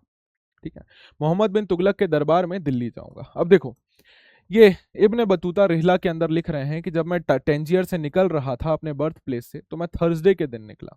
मैं एकदम अकेला था, मेरे साथ कोई भी नहीं था, ना कोई लोग, ना कोई कारवां, ना कोई ग्रुप ऑफ पीपल, नथिंग। सिर्फ मैं अकेला और मेरी एक चाहत कि मैं दूसरी दुनिया को देखना चाहता हूँ, घूमना चाहता हूँ, नए इलाकों को एक्सप्लोर करना चाहता हूँ। और इसी चाहत को पूरा करने के लिए मैंने अपने प्रियजनों को त्यागा और मैं अपनी फीमेल फ्रेंड्स, मेल फ्रेंड्स, सबको छोड़कर निकल पड़ा भारत के लिए, जैसे एक चिड़िया अपना घोंसला छोड़कर निकल जाती है। उस समय मेरी age, my age at that time was 22 years. 22 साल की उम्र में बंदा अफ्रीका से निकला था भारत के लिए। छोटी मोटी यात्रा नहीं की थी, ठीक है, यहां से यहां आया है। आज के टाइम पे सोचना भी मुश्किल है। प्लेन से भी अगर हम जाएंगे तो 24 से 28 घंटे हमें लग जाएंगे, और वो बंदा उस समय पैदल निकला था यहाँ के लिए। इब्न बतूता 1333 के बाद 1354 में 30 साल के बाद, है ना, फाइनली घर वापस लौटे। कि 1332 में वो निकले थे और 1354 में वो वापस लौटे थे। ऑलमोस्ट 30 साल के बाद वो घर पुनर् वापस आना शुरू किया। अब सेंट्रल एशिया से जमीनी रास्ते के थ्रू ट्रेवल करते हुए इब्न बतूता फाइनली पहुंचे सिंध 1333 में। वहां पर उन्होंने मोहम्मद बिन तुगलक के बारे में सुना था, जो उस समय दिल्ली के सुल्तान थे। और मोहम्मद बिन तुगलक की पढ़ाई लिखाई और समझदारी के लोग काफी ज्यादा फैन थे कि भैया ये काफी पढ़े लिखे, काफी समझदार राजा है। तो इब्न बतूता ने डिसाइड किया कि ठीक है, मैं मोहम्मद बिन तुगलक के दरबार में ही जाऊंगा। मोहम्मद बिन तुगलक सिंध से दिल्ली के लिए निकल गए और मुल्तान वगैरह को, उच्च को क्रॉस करते हुए वो फाइनली पहुंचे मोहम्मद बिन तुगलक के दरबार में। मोहम्मद बिन तुगलक के दरबार में पहुंचकर उन्होंने उनसे बात की और उनसे बात करते समय अपने धार्मिक ज्ञान की उन्होंने वर्णन की, उन्होंने व्याख्या की। मोहम्मद बिन तुगलक इब्न बतूता के धार्मिक ज्ञान से बहुत ज्यादा प्रसन्न हो गए और मोहम्मद बिन तुगलक ने उनको दिल्ली का काजी, काजी का मतलब होता है जज, उन्होंने उनको दिल्ली का काजी अपॉइंट कर दिया, जज अपॉइंट कर दिया। ये उस पोजीशन में, इब्न बतूता उस पोजीशन में कुछ सालों तक रहे, लेकिन उसके बाद मोहम्मद बिन तुगलक के साथ एक गलतफहमी के चलते इब्न बतूता को जेल में डाल दिया गया। माना जाता है कि मोहम्मद बिन तुगलक को लग रहा था कि इब्न बतूता किसी प्रकार से किसी साजिश में इन्वॉल्व हैं मोहम्मद बिन तुगलक के अगेंस्ट में। तो वो इब्न बतूता को कंफ्यूजन हो जाता है इब्न बतूता के अगेंस्ट में मोहम्मद बिन तुगलक को, और उसके चलते मोहम्मद बिन तुगलक इब्न बतूता को काजी की पोस्ट से हटाकर जेल में डाल देते हैं। फाइनली कुछ सालों के बाद वो मिसकन्फ्यूजन खत्म होता है कि भैया ऐसा कुछ नहीं था। इब्न बतूता उनको समझाते हैं कि साहब मैं आपके अगेंस्ट में किसी भी तरीके से नहीं हूं, मैं आपके प्रति लॉयल हूं। तो वापस से उनको दिल्ली का काजी बनाया जाता है और इसी दौरान मोहम्मद बिन तुगलक इब्न बतूता को अपना मैसेंजर बनाकर चाइना भेजते हैं। मंगोल एम्पायर पढ़ा था क्लास 11th में, हाँ सर। तो क्लास 11th में वो जो मंगोल एम्पायर चाइना में जो स्टैब्लिश हुआ था, वहां भेजते हैं वो इब्न बतूता को कि भैया जाइए और जो मंगोल राजा हैं उनके दरबार में हमारे संदेश वाहक बनकर जाइए और हमारा संदेश लेकर जाइए। Ultimately, in 1342, he was ordered to proceed to China as Sultan's messenger to Mongol ruler. अब इब्न बतूता साहब चूंकि इनको घूमने का इतना ज्यादा शौक था, तो ये महाशय जी जो हैं ये सीधे ऐसा नहीं है कि चाइना निकल गए, ना ना ना ना साहब। ये आदमी सीधा सीधा चाइना नहीं गया था, ठीक है, ये आदमी सीधा सीधा चाइना नहीं गया था। फिर सर मैं आपको बताता हूँ इस मनुष्य ने क्या किया, इब्न बतूता साहब ने क्या किया। देखिए मैं बताता हूँ आपको। इब्न बतूता साहब को जब नया असाइनमेंट मिला तो वो सबसे पहले पहुंचे मालाबार कोस्ट, सेंट्रल इंडिया से होते हुए। मालाबार से वो पहुंचे मालदीव्स। मालदीव्स वो 18 महीने तक रहे काजी बनकर। फिर वहां से वो वापस श्रीलंका आए। फिर वो वापस मालाबार आए और मालाबार से वो मालदीव्स गए। और मालदीव्स से चाइना जाने से पहले वो बंगाल गए, असम गए, और वहां से उन्होंने शिप पकड़ी और सुमात्रा गए। और फिर वहां से शिप पकड़कर वो चाइनीज पोर्ट जैतून पहुंचे। चाइना में कुआंजुओ नाम की एक जगह थी, वहां पहुंचे। अब सुनना ध्यान से कहां कहां ये बंदा गया। इसको बोला जाता है मालाबार। दिल्ली से ये आदमी निकला, मालाबार पहुंचा, मालाबार से मालदीव्स, मालदीव से श्रीलंका, फिर मालाबार, फिर मालदीव्स, और फिर मालदीव से वो निकल पड़ा वापस से। तो यहां से शिप पकड़कर वो पहुंचा बंगाल, बंगाल के बाद असम, असम में जाने के बाद यहां से उन्होंने एक शिप पकड़ा और पहुंचे सुमात्रा, और सुमात्रा पहुंचने के बाद यहां से उन्होंने एक शिप पकड़ा और फिर फाइनली पहुंचे चाइना। समझ रहे हो ना, कितना घूमने फिरने के बाद फाइनली ये बंदा, कितना घूमने फिरने के बाद फाइनली ये बंदा चाइना पहुंचा। चाइना का एक पोर्ट था जिसका नाम था कुआंजुओ या जैतून, ठीक है, कुआंजुओ और जैतून। और चाइना में ये बंदा बीजिंग के इलाकों तक ट्रेवल किया, ठीक है, ही ट्रेवल टिल बीजिंग। लेकिन वो ज्यादा लंबे समय तक चाइना में नहीं रुके और वो 1347 में भारत के लिए वापस निकले। भारत से होते फिर वो वापस अपने घर चले गए। अब माना जाता है कि इससे पहले कोई यूरोपियन व्यक्ति अगर चाइना गया था तो इट वॉज मार्को पोलो। इससे पहले, इब्न बतूता से पहले अगर कोई व्यक्ति चाइना गया था तो it was Marco Polo. Marco Polo was from Italy. Marco Polo Italy का बंदा था। एंड ये 1290s के टाइम पर, मतलब 12th सेंचुरी के आसपास, ऐसा मान के चलो 13th सेंचुरी के आसपास मार्को पोलो साहब जो हैं वो चाइना को विजिट किए थे।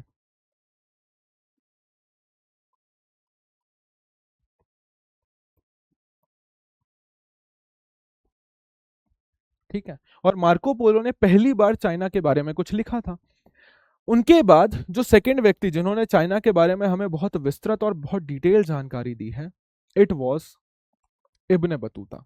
और इसीलिए कई बार इब्न बतूता का ये जो ट्रेवल अकाउंट है उसको मार्को पोलो के साथ कंपेयर किया जाता है। He visited China and also India. Venice, Venice कहाँ पर है सर? इटली में। 13th सेंचुरी में इन्होंने ट्रेवल किया था। और मार्को पोलो के बाद इट वॉज इब्न बतूता जिन्होंने चाइना को इतना ज्यादा ट्रेवल किया था। अब इब्न बतूता जहां कहीं पर भी जाते वहां पर बहुत ही मेटिकुलसली का मतलब होता है ध्यान पूर्वक। What is the meaning of meticulously sir? ध्यान पूर्वक। इब्न बतूता जहां कहीं पर भी जाते वहां पर ध्यान पूर्वक तरीके से जो भी नई चीज वो देखते, जो भी नए कल्चर, जो भी नए लोग, जो भी नई विचारधाराएं, जो भी नई व्यवस्थाएं वो देखते, उसको प्रॉपरली वो लोग एक जगह, वो प्रॉपरली एक जगह पर उसको रिकॉर्ड करते और मेंटेन करते। अब आपको ये समझना चाहिए कि ये बंदा जिसने इतना ज्यादा ऑलमोस्ट पूरे ग्लोब को रौंद दिया था, जो एक कोने से ऑलमोस्ट दूसरे कोने तक ट्रेवल किया था 14th सेंचुरी में, उस टाइम पे ट्रेवल करना इतना आसान नहीं था। कि आपको लग रहा हो कि ये आदमी इतनी आसानी से ट्रैवल कर रहा है, सुनने में आसान लग रहा है, बट उस समय जिस लेवल पर इन्होंने ट्रैवलिंग की थी, इट वाज अनयूजुअल, अनएक्सपेक्टेड। उस टाइम पे ट्रैवल करना बहुत ज्यादा आर्डस, बहुत ज्यादा मुश्किल और खतरनाक। आर्डस का मतलब मुश्किल और हजार्डस का मतलब खतरनाक। कि उस समय पर ट्रैवल करना बहुत ज्यादा मुश्किल और बहुत ज्यादा खतरनाक होता था। आज तो फिर भी बहुत आसान है। इब्न बतूता बताते हैं हमें कि भैया हमें मुल्तान से दिल्ली जाने में 40 दिन लगता था, सिंध से दिल्ली जाने में 50 दिन, दौलताबाद से दिल्ली जाने में 40 दिन लगता था, और वहीं पर ग्वालियर से दिल्ली जाने में 10 दिन लगता था। सुनना ध्यान से। इब्न बतूता हमें बताता है, ये देखो, मुल्तान से दिल्ली 40 दिन, सिंध से दिल्ली 50 दिन, दौलताबाद से दिल्ली 40 दिन, ग्वालियर से दिल्ली 10 दिन। आसान नहीं था। आज हमें दिल्ली से ग्वालियर जाना है, सिर्फ 2.5 घंटा लगता है, उस समय 10 दिन लगता था। दौलताबाद वॉज इन महाराष्ट्र, यहां से दिल्ली जाने में 40 दिन लगता था। ठीक है। इनफैक्ट ही टेल्स की ट्रैवल करना आसान नहीं था। इब्न बतूता बताता है कि देखो साहब, travelling was not at all easy. ठीक है। ही टेल्स अस, ये देखो, इब्न बतूता जिन जिन जगहों पर गया उसके बारे में जानकारी दी गई। देख रहे हो, ये लहारी से ऊजा, मुल्तान, मुल्तान से होते हुए ये हांसी, दिल्ली, ये पूरा इलाका, सिंध वगैरह का इलाका कवर करते हुए। ठीक है। ट्रैवलिंग उस समय बहुत ज्यादा इनसिक्योर भी होता था। इब्न बतूता बताते हैं कि उनके ऊपर कई बार लुटेरों के एक ग्रुप ने अटैक किया था। इनफैक्ट वो कोशिश करते थे कि कारवां, कारवां का मतलब होता है ग्रुप, जत्था। कारवां का मतलब क्या होता है? Group of people. जब एक बहुत बड़ा ग्रुप कहीं ट्रैवल करता है तो उसको कारवां बोला जाता है। तो इब्न बतूता क्या बताते हैं कि भैया मैं कारवां के साथ ही ट्रैवल करना प्रेफर करता था, राइट। लेकिन ऑब्वियसली ऐसा नहीं है कि हाईवे पे जाना नहीं पड़ता था। और जो रॉबर्स होते थे वो कारवां को भी नहीं छोड़ते थे। वो बताते हैं कि एक बार जब मैं मुल्तान से दिल्ली जा रहा था तो मेरे कारवां के ऊपर अटैक हो गया था और उसके साथ ही ट्रैवलर्स मारे गए थे। इनफैक्ट कुछ जो ट्रैवलर्स बचे थे वो बुरी तरीके से घायल हो गए थे। इनफैक्ट इब्न बतूता भी बहुत बुरी तरीके से वुंडेड, वुंडेड का मतलब घायल हो गए थे। तो ट्रैवल करना बहुत ज्यादा आसान नहीं था उस टाइम पे। और चोर केवल एक लौता टेंशन नहीं थे। ठीक है। Robbers were not the only hazard in long journey. उसके अलावा भी बहुत सारी प्रॉब्लम होती है, जैसे होम सिकनेस होता है ना, हम अपने घर से दूर होते हैं तो घर जाने का वापस मन करता है, या हम बीमार पड़ गए तब घर की याद आती है। रिहला के अंदर ही इब्न बतूता बताते हैं कि एक बार मुझे बहुत तेज फीवर था और मैंने खुद को अपने घोड़े से बांध लिया था क्योंकि मैं बहुत ज्यादा कमजोर हो चुका था। ठीक है। आखिरकार फाइनली हम लोग पहुंचे ट्यूनिस, अफ्रीका के इलाकों में हम ट्यूनिस पहुंचे।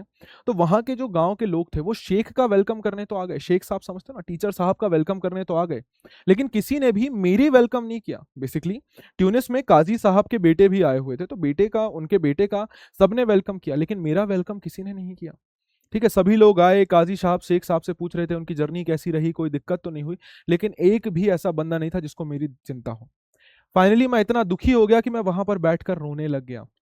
I felt so sad at heart on account of my loneliness that I could not restrain the tears that started off my eyes, कि मैं अपने आंसुओं को रोक नहीं पाया और मैं जोर जोर से रोने लग गया, wept bitterly, जोर जोर से रोने लग गया। इसी बीच उनमें से एक तीर्थयात्री मेरे पास आया, उसने मुझे कंफर्टेबल कराया और मुझे ग्रीट करके मुझे अंदर ले गया। तो this is how Ibn Battuta is telling कि देखो साहब, ऐसा नहीं है कि ट्रैवलिंग करना बहुत आसान या बहुत ऐसा गुड्डे गुड़िया का खेल होता था। ट्रैवलिंग करना was very hazardous eight that time, और उस टाइम पे इब्न बतूता ने इतना ज्यादा ट्रैवल किया था। ये देखिए, रॉबर्स, चोर अटैक करते हुए लोगों के ऊपर, ठीक है। ये देखो, एक बोट में पेंटिंग दिखाई गई है कि कैसे बंगाल से लोग बोट से ट्रैवल किया करते थे। अब हम क्या देखते हैं कि इब्न बतूता जहां कहीं पर भी गए, ठीक है, इब्न बतूता जहां कहीं पर भी गए, Ibn Battuta he was an inveterate traveller. Inveterate का मतलब क्या होता है? अनस्टॉपेबल, या जिसको उसकी जरूरत हो। अनस्टॉपेबल, कि भैया उस आदमी का जीवन ही घूमने से चलता था। He was an unstoppable traveller, जिन्होंने अपना मैक्सिमम जीवन सिर्फ ट्रैवल करने में बिता दिया, और सिर्फ एक जगह नहीं, North Africa, West Asia, Central Asia. In fact माना जाता है कुछ लोगों के द्वारा कि वो रशिया भी गए, इंडिया को भी ट्रैवल किया, चाइना भी ट्रैवल किया, और उसके बाद वो अपने घर वापस पहुंचे।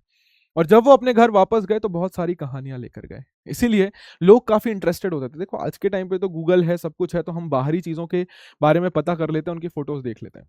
बट पहले के टाइम पे गूगल नहीं होता था, तो कोई भी बंदा अगर बाहर जाता था ना, तो लोग बड़े एक्साइटेड होते थे उससे पूछने के लिए, भैया क्या देखा वहां पे क्या था, ये क्या था, वो क्या था, सारी चीजें। तो आपको देखने को मिलेगा कि देयर वॉज वन पर्सन इब्न जुज्जे। हुआ क्या, जब इब्न बतूता वापस लौटे तो मोरक्को के सुल्तान ने इब्न बतूता से कहा कि मैं आपको एक राइटर दे रहा हूं, आप अपनी कहानी उनको सुनाइए और उन कहानियों को लिखवाइए ताकि ये बाकी लोगों को भी सुनाई जा सके।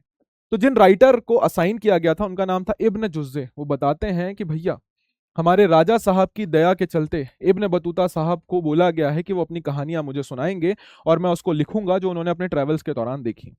और जो भी इंपॉर्टेंट इवेंट्स हुए, जो भी इंटरेस्टिंग इवेंट्स हुए, उन्हें सब कुछ बताने के लिए कहा गया है, ठीक है। वो जिन पवित्र आत्माओं से मिले, पवित्र लोगों से मिले, हर एक चीज। और जो बातें इब्न बतूता ने मुझे बताई, मेरे को तो बहुत अच्छा लगा सुनकर। I was very entertained. मैं बहुत हैरान हो गया उनकी बातों को सुनकर, मैं बहुत ज्यादा आश्चर्यचकित हो गया उनकी बातों को सुनकर। और मैं बता भी नहीं सकता हूँ कि ये कहानियां सुनकर मुझे कितना ज्यादा अच्छा लग रहा है, और उनकी बातें सुनकर मुझे और ज्यादा इंटरेस्ट आता था। इनफैक्ट आप देखेंगे कि इब्न बतूता ने जब इतना ज्यादा ट्रैवल किया, तो इब्न बतूता के बाद काफी सारे लोगों ने सेंट्रल एशिया से भारत या अफ्रीका के इलाकों से भारत आना शुरू किया। क्यों? क्योंकि एक बार कोई बंदा ट्रैवल करके आ गया और उसने इन्फॉर्मेशन दे दी, तो बाकी लोगों के लिए बहुत आसान हो जाता है उस नई जगह पर जाकर ट्रैवल करना, है ना। क्योंकि हमें उस जगह के बारे में पता है, जानकारी है, तो हम इजीली वहां पर जाकर ट्रैवल कर सकते हैं, वहां पर रह सकते हैं, चीजों के बारे में जान सकते हैं। तो यू विल सी कि एक बार जब इब्न बतूता साहब ने इन सभी इलाकों को ट्रैवल कर लिया और अपनी राइटिंग्स में इन सभी इलाकों का जिक्र किया, तो उनके बाद कई सारे लोग इब्न बतूता जी के पीछे पीछे भारत को ट्रैवल करने आए। कि 1400 से 1800 के बीच में you will see many visitors they came to India, और उन्होंने अपने अपने ट्रैवलॉग्स, यात्रा वृत्तांत लिखी पर्शियन भाषा में। इसी टाइम पर कई सारे इंडियन विजिटर्स भी सेंट्रल एशिया गए, ईरान गए, ओटोमन एम्पायर गए, और उन्होंने अपने एक्सपीरियंसेस के बारे में लिखा। और माना जाता है कि ये सभी ट्रैवलर्स जो थे, ये अल बरूनी और इब्न बतूता जी के फुटस्टेप्स या उनके डायरेक्शन को फॉलो करते हुए आगे बढ़े थे, उनकी राइटिंग्स को बढ़ते हुए आगे बढ़े थे। सबसे इंपॉर्टेंट जो राइटर्स थे, इनमें से एक थे अब्दुल रज्जाक समरकंदी, जो पर्शिया से भारत आए थे 1440 के दौरान। महमूद वाली बाल्खी, जो भारत को बहुत ज्यादा ट्रैवल किए 1620 में। और शेख अली हाजिन, जो नॉर्थ इंडिया आए थे 1740 में। इनमें से कुछ जो ऑथर थे वो भारत से काफी ज्यादा अट्रैक्ट हुए। जैसे महमूद बाल्खी, ये इनफैक्ट कुछ समय के लिए सन्यासी भी बन गए थे भारत में रहते हुए। वहीं पे हाजिन जो थे, शेख अली हाजिन, वो थोड़ा सा डिसगस्टेड और डिसअपॉइंटेड थे। क्यों? क्योंकि उनको रेड कारपेट ट्रीटमेंट या उनकी किसी ने वाहवाही नहीं करी। बट नेवरदिलेस ज्यादातर लोगों को भारत एक लैंड ऑफ वंडर्स ही लगा, कि भैया ये एक अनोखा देश था जिसके बारे में डेफिनेटली कुछ ना कुछ अनोखी बातें होती थी लोगों के पास बताने के लिए, ठीक है। ये देखो, ट्रैवलर्स ऐसे रात को एक साथ बैठकर कैंप फायर के इर्द गिर्द बैठते थे। अब थर्ड हमारे पास है मिस्टर फ्रैंकोइस बर्नियर। ये आए थे फ्रांस से। अब हुआ क्या कि ये कहानी पूरी शुरू हुई तब जब यूरोपियंस के, पोर्चुगीज ने एक समुद्री यात्रा की, और समुद्री यात्रा करते हुए भारत के लिए समुद्री रास्ते की खोज कर ली। अब एक बार जब इन यूरोपियंस ने भारत के लिए समुद्री रास्ते की खोज की, तो कई सारे यूरोपियंस ने भारत आना शुरू किया, और इन यूरोपियंस ने भारत के समाज, भारत के नियम कायदे कानून, धर्म के बारे में काफी कुछ लिखना शुरू किया। इन्हीं में से कुछ इंपॉर्टेंट लोग थे, जैसे Jesuit Roberto nobility. Who were Jesuits? Jesuit जो जीसस के मैसेज को एक जगह से दूसरी जगह पहुंचाते थे। जीसट रोबर्टो नोबिली, इन्होंने तो इनफैक्ट कई सारे इंडियन टेक्स्ट को यूरोपियन भाषा में भी ट्रांसलेट किया। सबसे इंपॉर्टेंट पोर्चुगीज राइटर्स की अगर मैं बात करूं तो वी हैव दुआर्ते बारबोसा, जिन्होंने भारत के व्यापार के बारे में काफी विस्तृत और सोसाइटी के बारे में विस्तृत रूप से लिखा, खासकर साउथ इंडिया के बारे में। 1600 के बाद कई सारे और लोग जैसे डच, नीदरलैंड्स के लोग, इंग्लिश, फ्रेंच, ये भी भारत आना शुरू किए। इनमें से एक सबसे फेमस थे फ्रेंच जूलर, जिनका नाम था gene Baptist ट्रेवर्नियर।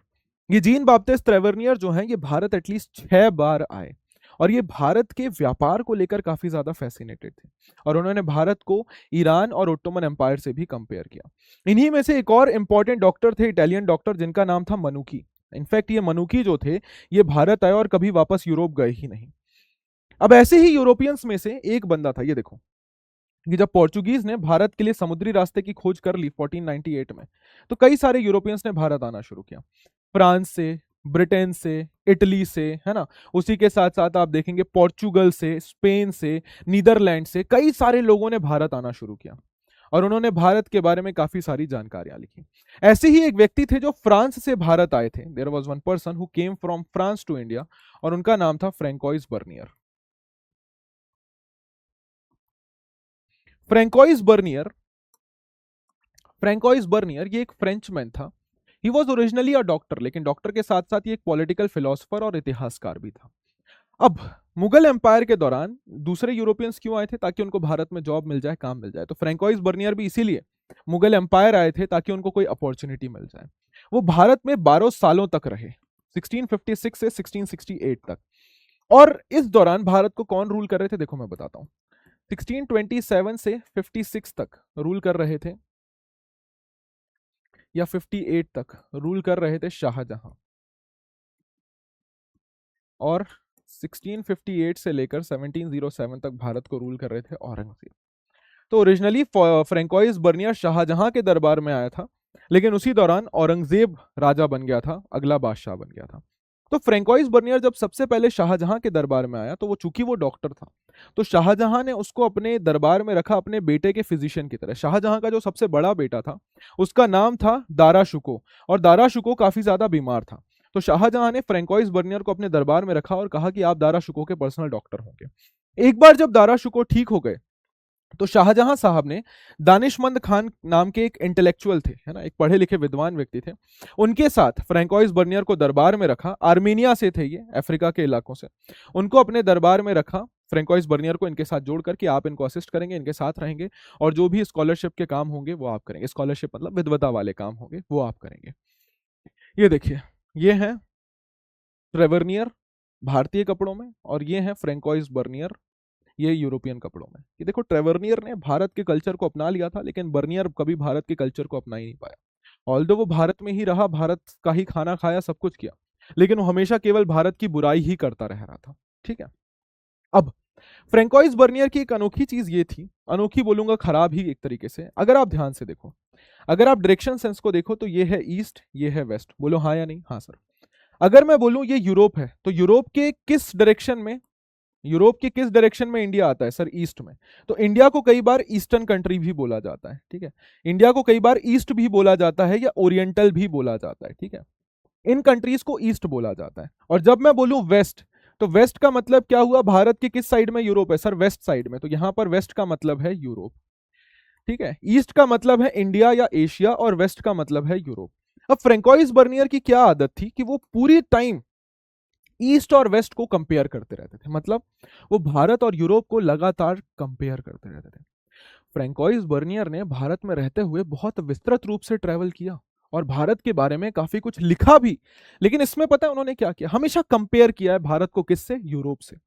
What he did, he frequently compared what he saw in India with the situation in Europe.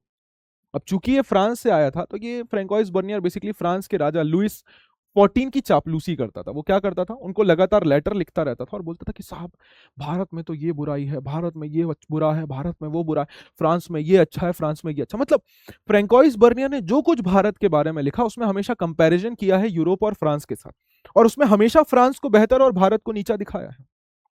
ठीक है, फ्रांस को बेहतर और भारत को हमेशा नीचा दिखाया है।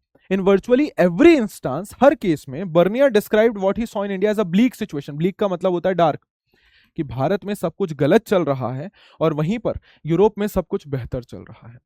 अब ये जो as we will see this assessment was not always accurate, ये सब कुछ सही नहीं था हमेशा। लेकिन बाद में अब देखो, फ्रैंकोइस बर्नियर घूमा, भारत के बारे में उसने लिखा। अब जब फ्रैंकोइस बर्नियर की किताबें पब्लिश की गई फ्रांस के अंदर और बाकी दूसरे यूरोप के अंदर, तो उसने तो सारी गलत गलत बातें लिखी। जब यूरोप के लोगों ने ये किताबें पढ़ी तो उनके मन में क्या विचारधारा बनी कि भारत गलत है, और वहीं से भारत के अगेंस्ट में एक बुरी विचारधारा बननी शुरू हुई। बर्नियर की जो किताबें थी वो फ्रांस में सबसे पहले पब्लिश की गई फ्रेंच भाषा में, क्योंकि बर्नियर ने ओरिजिनली अपनी जो किताबें थी, अपनी जो राइटिंग्स थी, वो ओरिजिनली फ्रेंच भाषा में लिखी थी। तो सबसे पहले उसकी किताबों का पब्लिशमेंट जो पब्लिश हुआ था उनको फ्रेंच में लिखा गया, बाद में उसको इंग्लिश, डच, जर्मन और इटालियन भाषा में ट्रांसलेट किया गया। 1670 से 1725 के बीच में उसकी किताबों को 8 बार रीप्रिंट किया गया फ्रेंच भाषा में, और 1684 तक उसको रीप्रिंट किया गया 3 बार इंग्लिश भाषा में। और ऑब्वियस सी बात है कि अब फ्रैंकोइस बर्नियर ने जो कुछ भारत के बारे में लिखा वो सब गलत गलत लिखा। अब इतनी ज्यादा उसकी किताबें, उसकी लिखी हुई बातें यूरोपियंस के बीच में फैली, यूरोपियंस ने सारी गलत बातें, सारी गलत अवधारणाएं भारत के बारे में बना ली। वहीं पर जो इंडियंस की किताबें थी या जो दूसरी भाषा की किताबें थी, अरेबिक और पर्शियन, वो यूरोप में इतनी प्रचलित नहीं हुई। नहीं तो अरेबिक और पर्शियन की किताबों में तो भारत के बारे में अच्छा ही लिखा हुआ था ना। This was in marked contrast to the accounts on Arabic and Persian, कि भैया जहां पर ये फ्रैंकोइस बर्नियर की किताबें इतनी ज्यादा प्रिंट और पब्लिश हो रही हैं, वहीं पर अरेबिक और पर्शियन भाषा की जो किताबें हैं वो केवल हाथों से लिखे हुए अकाउंट्स के थ्रू ही शेयर किए जाते थे, और 1800 के बाद ही उनको पब्लिश करना शुरू किया गया था। तब तक तो यूरोप के लोगों ने गलत विचारधारा भारत के लोगों के बारे में बना ही ली थी। ये देखो, फ्रैंकोइस बर्नियर बताते हैं कि कैसे वो मुगल राजाओं के साथ ट्रेवल कर रहे थे कश्मीर की तरफ, कि भैया मुझे 2 घोड़े दिए गए, मेरे साथ पर्शियन कैमल ड्राइवर थे, मेरे घोड़ों का ख्याल रखने वाले लोग थे, कुक थे, सर्वेंट थे, और मेरे साथ सारी ज़रूरत की सामानें दी गई, मुझे टेंट दिया गया, कारपेट दिया गया, मुझे टेबल दी गई, मुझे सोने के लिए गद्दे बिस्तर दिए गए, एक बड़ा सा बैग दिया गया जिसमें खाने का बहुत सारा सामान हुआ करता था। इसी के साथ साथ वो बताते हैं कि मेरे पास पानी के बर्तन, मेरे पास पहनने के कपड़े, हर एक चीज़ थी। और चूंकि गर्मी ज़्यादा थी तो मैं अपने साथ दही और नींबू पानी लेकर घूमता था, कि दही में शक्कर मिला के खाता था और नींबू पानी पीता था। क्या मौज की जिंदगी जी रहा था, और फिर भी मुगल साम्राज्य की बुराई कर रहा था ये आदमी। ये देखो, अब यूरोपियंस ने जो राइटिंग लिखी भारत के बारे में, उसके चलते क्या हुआ, जैसे इन लोगों ने जो भी कुछ भारत के बारे में लिखा, तो इससे यूरोप के लोगों के मन में क्या विचार बन गई कि इंडिया जो है वो बहुत ज्यादा खराब है। ठीक है, आगे चलकर जब भारत के लोग यूरोप गए तो उन्होंने देखा, जैसे after 1750 when Indians like Sheikh Itisamuddin and Mirza Abu Talib ये यूरोप गए, तो वहां जाकर उन्होंने जब देखा कि यूरोपियंस के मन में भारत की इतनी बुरी इमेज बनी हुई है, तो उन्हें बहुत दुख हुआ, और उन्होंने जब उस इमेज को सुधारने की कोशिश की, उसका कोई फायदा नहीं हुआ। ठीक है, तो आई होप यहां तक आपको सारी बातें एकदम अच्छे से क्लियर हैं, किसी भी प्रकार की कोई भी दिक्कत, समस्या, परेशानी नहीं है। हमने बेसिकली तीनों राइटर्स का एक बेसिक इंट्रोडक्शन पढ़ लिया। अब हम पढ़ेंगे कि क्या क्या बातें इन राइटर्स ने की, क्या क्या चीजें इन्होंने भारत के बारे में डिस्क्राइब की हैं, कि किसको कौन सी चीज अनोखी लगी, किसको कौन सी चीज अच्छी लगी, और वो किन चीजों को हाईलाइट कर रहे हैं, कि अलबरूनी ने क्या लिखा, इब्न बतूता ने क्या लिखा, फ्रैंकोइस बर्नियर ने क्या लिखा। एक एक करके अब हम उनके पॉइंट ऑफ व्यू और उनके अलग अलग चीजों के बारे में चर्चा करेंगे, कि वो किन पर्टिकुलर एस्पेक्ट्स के बारे में बात कर रहे हैं या किन चीजों के बारे में बताना चाह रहे हैं। ठीक है, तो चलिए सबसे पहले बात करते हैं अल बरूनी जी के बारे में। Making sense of an alien world, Al Biruni and the सांस्कृतिक ट्रेडिशन। हमने देखा था कि अल बरूनी साहब भारत के अलग अलग परंपराओं, अलग अलग नियम कानूनों से बहुत ज्यादा इंप्रेस थे, और उन्होंने भारत के इन्हीं सभी नियम कानूनों को समझने की कोशिश की, उनको लिखने की कोशिश की। लेकिन अब उन्होंने ये सारी चीजें कैसे समझी? सर, संस्कृत ग्रंथों को पढ़कर। तो मतलब अल बरूनी जी ने भारत के बारे में जो भी डिस्क्रिप्शन हमें दिया है वो मेनली संस्कृत ग्रंथों से इंस्पायर होकर ही दिया है। और इन ग्रंथों को समझते हुए, भारत के लोगों को समझते हुए, उन्हें कुछ चैलेंजेस फेस करने पड़े, उन्हें कुछ प्रॉब्लम्स फेस करने पड़ी, जिसके बारे में अल बरूनी बात करते हैं। देखिए, overcoming the barriers to understanding, कि बैरियर्स का मतलब होता है रुकावटें। ठीक है, रुकावटें। हमने क्या देखा, हमने क्या देखा कि भैया ये जो ट्रैवलर्स भारत आए, उन्होंने भारत की चीजों को देखकर उन्हें अलग अलग जगहों से कंपेयर करने की कोशिश की, उन चीजों से कंपेयर करने की कोशिश की जिनके बारे में वो पहले से जानते थे, और इसीलिए अलग अलग ट्रैवलर्स ने अलग अलग स्ट्रेटजीज को अपनाया। अब जब अल बरूनी साहब जी की हम बात करते हैं, तो अल बरूनी साहब हमें बताते हैं कि वो जब भारत के इन नियम कानूनों को समझने की कोशिश की, जब उन्होंने भारत के अलग अलग परंपराओं, अलग अलग संस्कृतियों को समझने की कोशिश की, तो उनको कुछ रुकावटों का सामना करना पड़ा। राइट, कौन कौन से रुकावटें थी? सर, सबसे पहला वो बात करते हैं भाषा के बारे में, लैंग्वेज।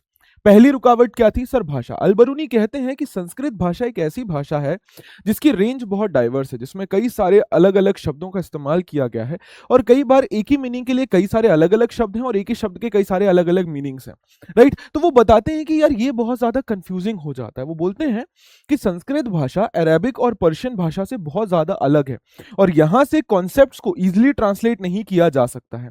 वो बोलते हैं कि संस्कृत भाषा जब आप सीखने जाएँगे तो इस भाषा की बहुत बड़ी रेंज है, मतलब इसमें बहुत सारे शब्द हैं जिनके अलग-अलग मतलब हैं और आप देखेंगे कि सेम चीज़ को अलग-अलग नामों से बुलाया जा रहा है और कई बार एक ही शब्द को अलग-अलग चीज़ों के लिए इस्तेमाल किया जा रहा है।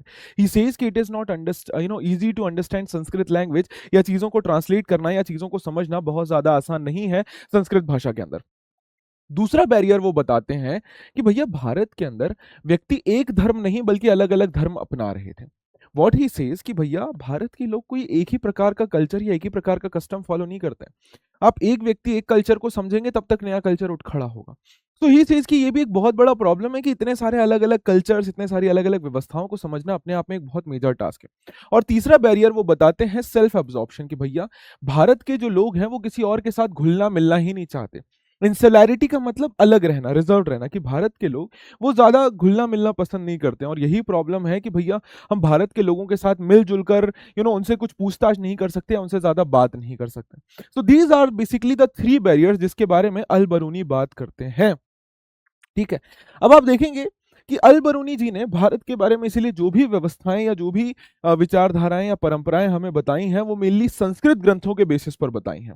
ठीक है? ब्राह्मणों के जो काम थे या फिर आप देखिए वेद, पुराण, भगवत गीता, ये ना पतंजलि के काम, मनुस्मृति हो गया, ये सारी चीज़ें।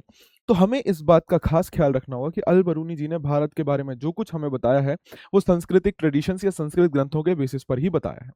अब एक चीज़ जो अल-बरूनी जी ने अलग तरीके से प्रेज़ेंट की है या उसको थोड़ा एम्फसाइज़ किया है, इट इज़ वर्ण या कास्ट सिस्टम, कि भैया भारत के अंदर कास्ट सिस्टम जो फ़ॉलो होता है, उसके बारे में उन्होंने वर्णन दिया है, उसके बारे में जानकारी दी है। अब अल-बरूनी साहब क्या बोलते हैं, देखो मैंने आपको क्या बताया था, अल-बरूनी हमेशा क्या करते थे कि वो किसी भी टॉपिक के ऊपर जब चर्चा करते थे तो वो उसको दूसरे देशों के साथ कंपेयर भी करते थे। तो अल-बरूनी साहब ने जब भारत के अंदर कास्ट सिस्टम या वर्ण सिस्टम को देखा तो वो बोलते हैं कि देखो साहब, सेम ऐसी चीज एंशिएंट पर्शिया या ईरान में भी फॉलो की जाती थी। वहां पर भी 4 सोशल सामाजिक कैटेगरीज होती थी। पहले होते थे कौन सर? योद्धा। नाइट्स का मतलब होता है योद्धा। ठीक है? नाइट्स का मतलब क्या होता है सर? योद्धा। पहले होते थे योद्धा और राजकुमार। दूसरे होते थे दूसरे होते थे कौन सर? दूसरे होते थे भिक्षु, पुजारी और लॉयर्स। तीसरे होते थे फिजिशियन, एस्ट्रोनॉमर्स एंड दूसरे साइंटिस्ट। और चौथे होते थे किसान और कारीगर। मतलब वो क्या बोलते हैं कि पर्शिया के अंदर भी भैया लोगों को 4 अलग अलग कैटेगरीज में डिवाइड किया गया था। वो बोलते हैं कि ये जो सामाजिक डिवीजन है, ये केवल भारत में ही नहीं है, हमें दूसरे इलाकों में भी ये सब देखने को मिलता है। लेकिन हाँ, eight the same time Al-Biruni बताते हैं कि देखो इस मामले में इस्लाम बहुत बेहतर है, कि इस्लाम के अंदर सभी लोगों को इक्वली ट्रीट किया जाता है। बस अगर लोगों के बीच में अंतर होता है तो इस बात पे कि किसके अंदर कितना ज्यादा दया भाव है। पीटी का मतलब होता है दया। ठीक है? दया भाव, कि किसके अंदर कितनी ज्यादा दया भाव है, इससे इंसान बड़ा या छोटा होता है इस्लाम के अंदर। अदरवाइज इस्लाम के अंदर लोगों के बीच में कोई भी डिफरेंसेस नहीं है। ऑल्दो अल-बरूनी जी यहाँ पर इस बात को नकारते नहीं है कि कास्ट सिस्टम कोई अलग चीज है या गलत चीज है, लेकिन वो ये बोलते हैं कि जिस हिसाब का कास्ट सिस्टम भारत के अंदर चल रहा है, मुझे वो चीज पसंद नहीं आई। अल-बरूनी बोलते हैं कि कास्ट सिस्टम के अंदर ये जो पोल्यूशन का नोशन है ना, अनटचेबिलिटी का जो कॉन्सेप्ट है ना, नोशन का मतलब होता है आइडिया। ये जो अनटचेबिलिटी का जो आइडिया है ना, कि आप कुछ लोगों को अनटचेबल बोल देते हैं, अछूत बोल देते हैं, वो चीज अल-बरूनी को समझ नहीं आई। अल-बरूनी बोलते हैं कि हमारी प्रकृति ने एक ऐसी व्यवस्था बनाई है जहां पे हर एक चीज खुद से प्योर होती रहती है, कि अगर कुछ इम्प्योर या पोल्यूटेड हुआ भी तो वो अपने आप ही प्योर हो जाता है। वो बताते हैं कि भैया everything which falls into a state of impurity strives and succeed in regaining its original condition of purity. कि भैया हमारे नेचर के अंदर ऐसी व्यवस्था है कि अगर कोई भी चीज इम्प्योर होती है तो वो अपने आप ही वो प्योर भी हो जाती है। हमारी नेचर ने ऐसी व्यवस्था बनाई है कि भैया जो सूरज है वो हवा को क्लीन करता है, जो पानी में नमक है वो समुद्र के पानी को पल्यूट होने से बचाता है। इसी तरीके से आप देखेंगे कि जैसे फॉग वगैरह होती है, सूरज के आने से फॉग क्लीन हो जाती है। तो अलबरूनी बोलते हैं कि देखो साहब, हमारे नेचर ने ही ये व्यवस्था बनाई है। अगर ऐसा नहीं होता तो शायद इस धरती पर जीवन पॉसिबल ही नहीं हो पाता। तो अगर आप ये बोल रहे हैं कि कोई पोल्यूटेड है, चलिए हमने मान भी लिया, लेकिन वो जीवन भर पोल्यूटेड नहीं रह सकता। क्यों? क्योंकि हमारे नेचर ने ही ऐसी व्यवस्था बनाई है जहां पर कोई कुछ अगर पोल्यूट होता भी है तो वो अपने आप प्योर हो जाता है। और अगर आप इस कास्ट सिस्टम को भारत के अंदर स्थापित करने की कोशिश कर रहे हैं, जिसके अंदर पोल्यूशन का कॉन्सेप्ट है, तो ये तो भैया नेचर के नियमों के ही विरुद्ध है। ठीक है। अब मैंने आपको बताया ना कि ट्रैवलर्स हमेशा हर एक चीज को एज इट इज एक्सेप्ट नहीं कर लेते थे, वो चीजों पर सवाल भी उठाते थे। जैसे आप देखेंगे कि अलबरूनी साहब को कहानी सुनाई गई एक लकड़ी की मूर्ति की, जो बताई गई उनको कि भैया ये 2,04,32 साल पुरानी है। तो अलबरूनी बोलते हैं कि भैया इतने सालों तक लकड़ी कैसे सरवाइव कर गई, लकड़ी तो खराब हो जाती है। और अगर ऐसा हुआ है तो भगवान ही जाने क्या हुआ होगा। तो ऐसा नहीं है कि वो सभी चीजें एक्सेप्ट कर लेते थे। ये देखिए, अलबरूनी साहब ने वर्ण व्यवस्था को बताया है वेदों के हिसाब से ही। ठीक है, कि भैया ब्राह्मण which is the force of nature, उन्होंने ही इस संसार को बनाया है, और उन्हीं से ही ये चार अलग अलग उनके बॉडी पार्ट से चार अलग अलग वर्ण निकल कर आए हैं। सबसे पहले हैं ब्राह्मण, जो उनके हेड से निकल कर आए हैं। नेक्स्ट है हमारे पास क्षत्रिय, जो उनके शोल्डर आर्म से निकल कर आए हैं। देन उसके बाद हमारे पास वैश्य हैं, जिनको थाई से बनाया गया है। और लास्ट में हमारे पास आते हैं शूद्र, जो उनके पैरों से बनाए गए हैं। और इन अपर जो दो क्लास है, इनके बीच में ज्यादा डिफरेंसेस नहीं है। अपर दोनों क्लास जैसे ब्राह्मण और क्षत्रिय के बीच में बहुत ज्यादा डिफरेंस नहीं है, लेकिन वहीं पर जो लोअर क्लासेस हैं, उनकी जीवन शैली बहुत ज्यादा खराब हो जाती है। ऑल्दो ये सारे अलग अलग वर्णों से आते हैं, लेकिन ये कई बार एक ही गांव के अंदर मिलजुल कर भी रहते हैं। मतलब एक ही गांव के अंदर अलग अलग ग्रुप आपको रहते हुए देखने को मिल सकते हैं। अब अलबरूनी साहब जी ने जो कास्ट का डिस्क्रिप्शन दिया है, डेफिनेटली वो संस्कृत ग्रंथों के बेसिस पर दिया। और आपको पता है संस्कृत ग्रंथ ब्राह्मणों ने अपने पॉइंट ऑफ व्यू से लिखे थे। तो ब्राह्मणों ने तो यही कोशिश की कि अनटचेबल्स को या शूद्रों को या निचले कास्ट को एकदम ही नीचे दबा दिया जाए, बट रियलिटी में ऐसा नहीं। रियलिटी में क्या होता था, आपने भी देखा है कि जब भी कभी अगर जरूरत पड़ती थी तो लोग शूद्र या अनटचेबल के लेबर का इस्तेमाल भी करते थे। ठीक है। इनफैक्ट जमींदार को अगर खेती करने के लिए किसानों की जरूरत पड़ती थी या मजदूरों की जरूरत पड़ती थी, तो अनटचेबल और शूद्रों को भी अपने खेतों में बुला लेते थे। तो ऐसा नहीं है कि उनको पूरी तरीके से साइड लाइन कर दिया गया था, उनको समाज का हिस्सा बिल्कुल भी नहीं बनाया जाता था। They were made the part of the society. But हाँ, चूंकि संस्कृत ग्रंथों में ऐसा लिखा हुआ है कि भैया नहीं होना ही नहीं चाहिए, तो अलबरूनी को लगा कि भैया ऐसा ही होता है, यहाँ पर उनको बिल्कुल भी इंक्लूड किया नहीं जाता है।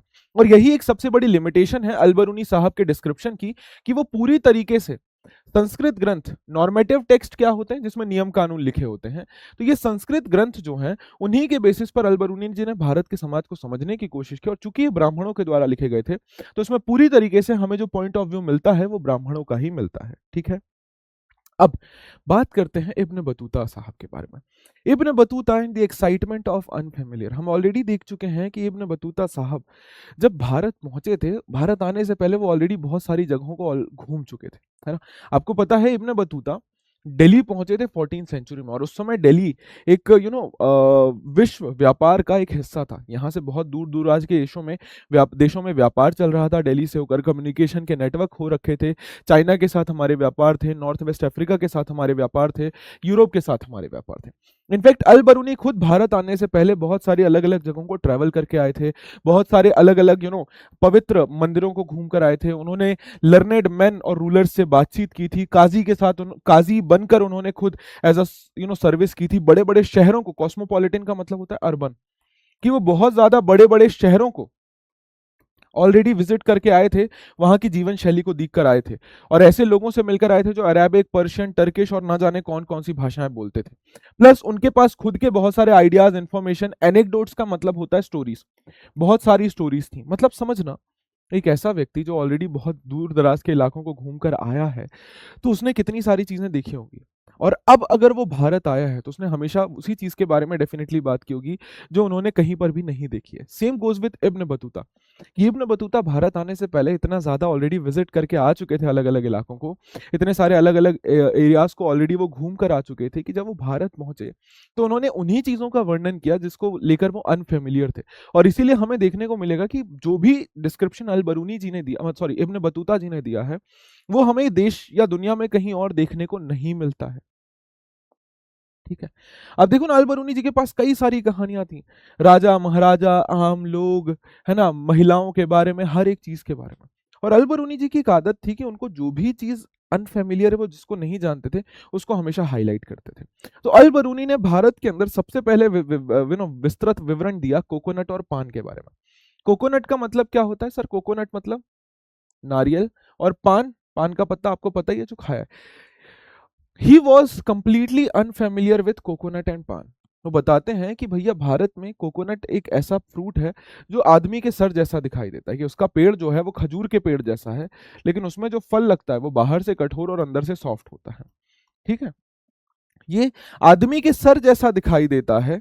ठीक है, और इसके बीच में मानो दो आंखें और एक मुंह भी है, और इसके अंदर जो ग्रीन ग्रीन है, इस ग्रीन के अंदर है, तो वो जो व्हाइट व्हाइट एरिया है वो मानो उसका ब्रेन है।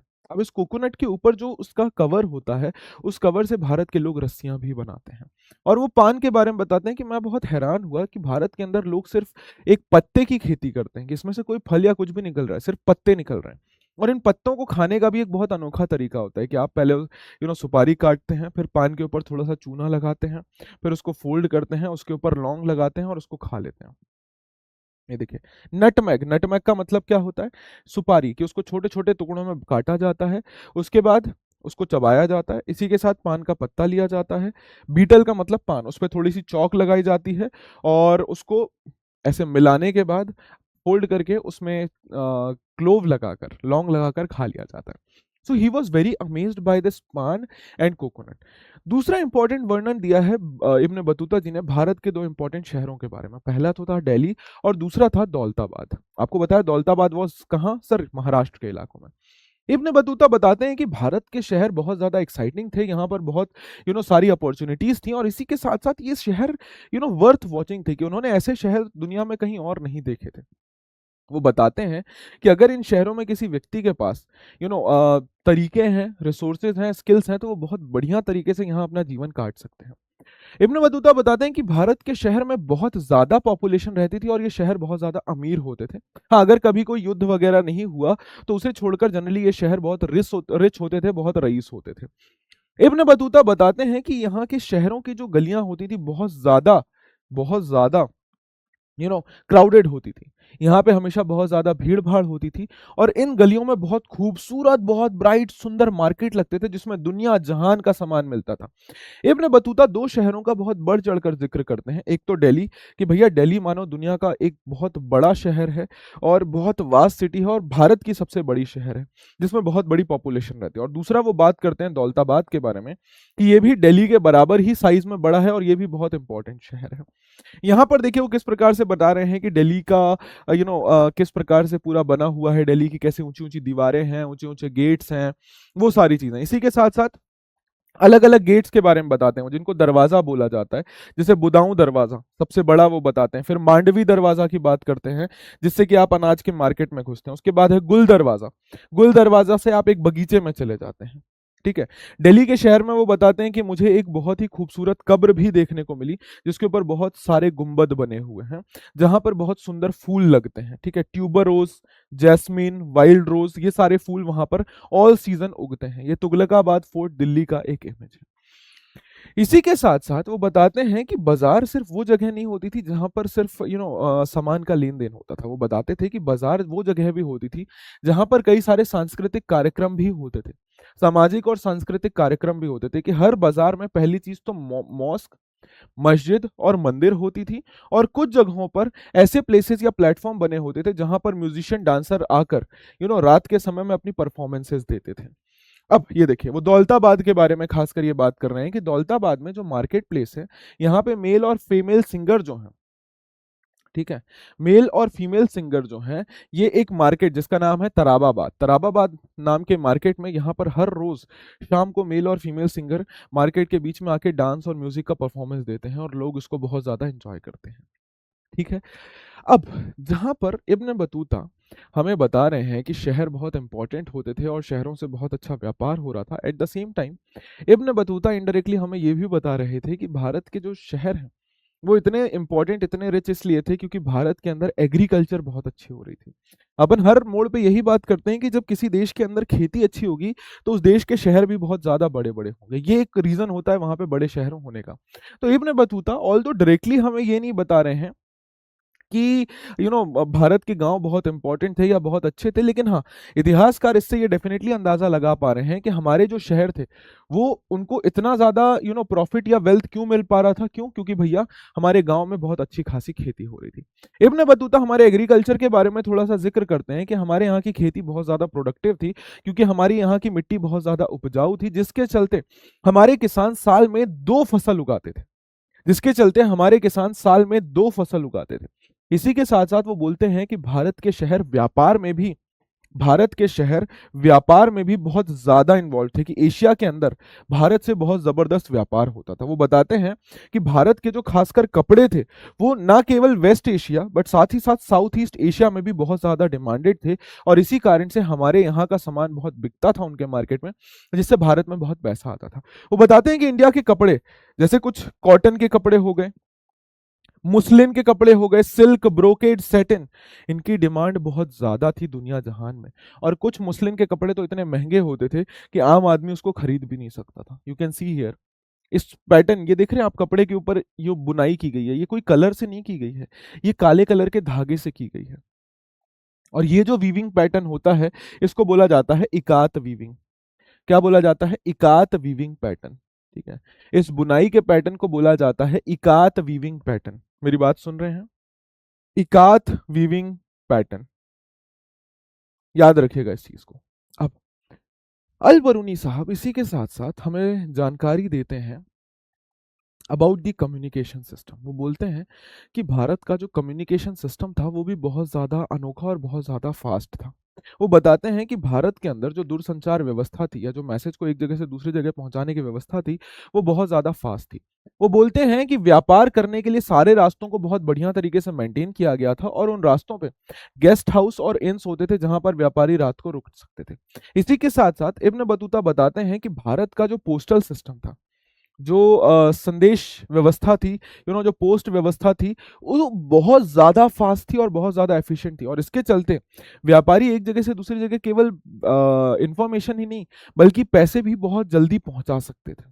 ठीक है, ये पोस्टल सिस्टम इतना ज्यादा फास्ट था कि जहां पर हमें दिल्ली से सिंध पहुंचने में 50 दिन लगता था, लेकिन अगर इस पोस्टल सिस्टम के थ्रू कोई न्यूज पहुंचानी है तो वो केवल 5 दिन में पहुंच जाती थी। एक नॉर्मल आदमी को दिल्ली से सिंध जाने में 50 दिन लगते थे, लेकिन इस पोस्टल सिस्टम के थ्रू आप सिर्फ 5 दिन में दिल्ली से सिंध तक न्यूज पहुंचा सकते थे। यू कैन अंडरस्टैंड, 10 गुना ज्यादा फास्ट था।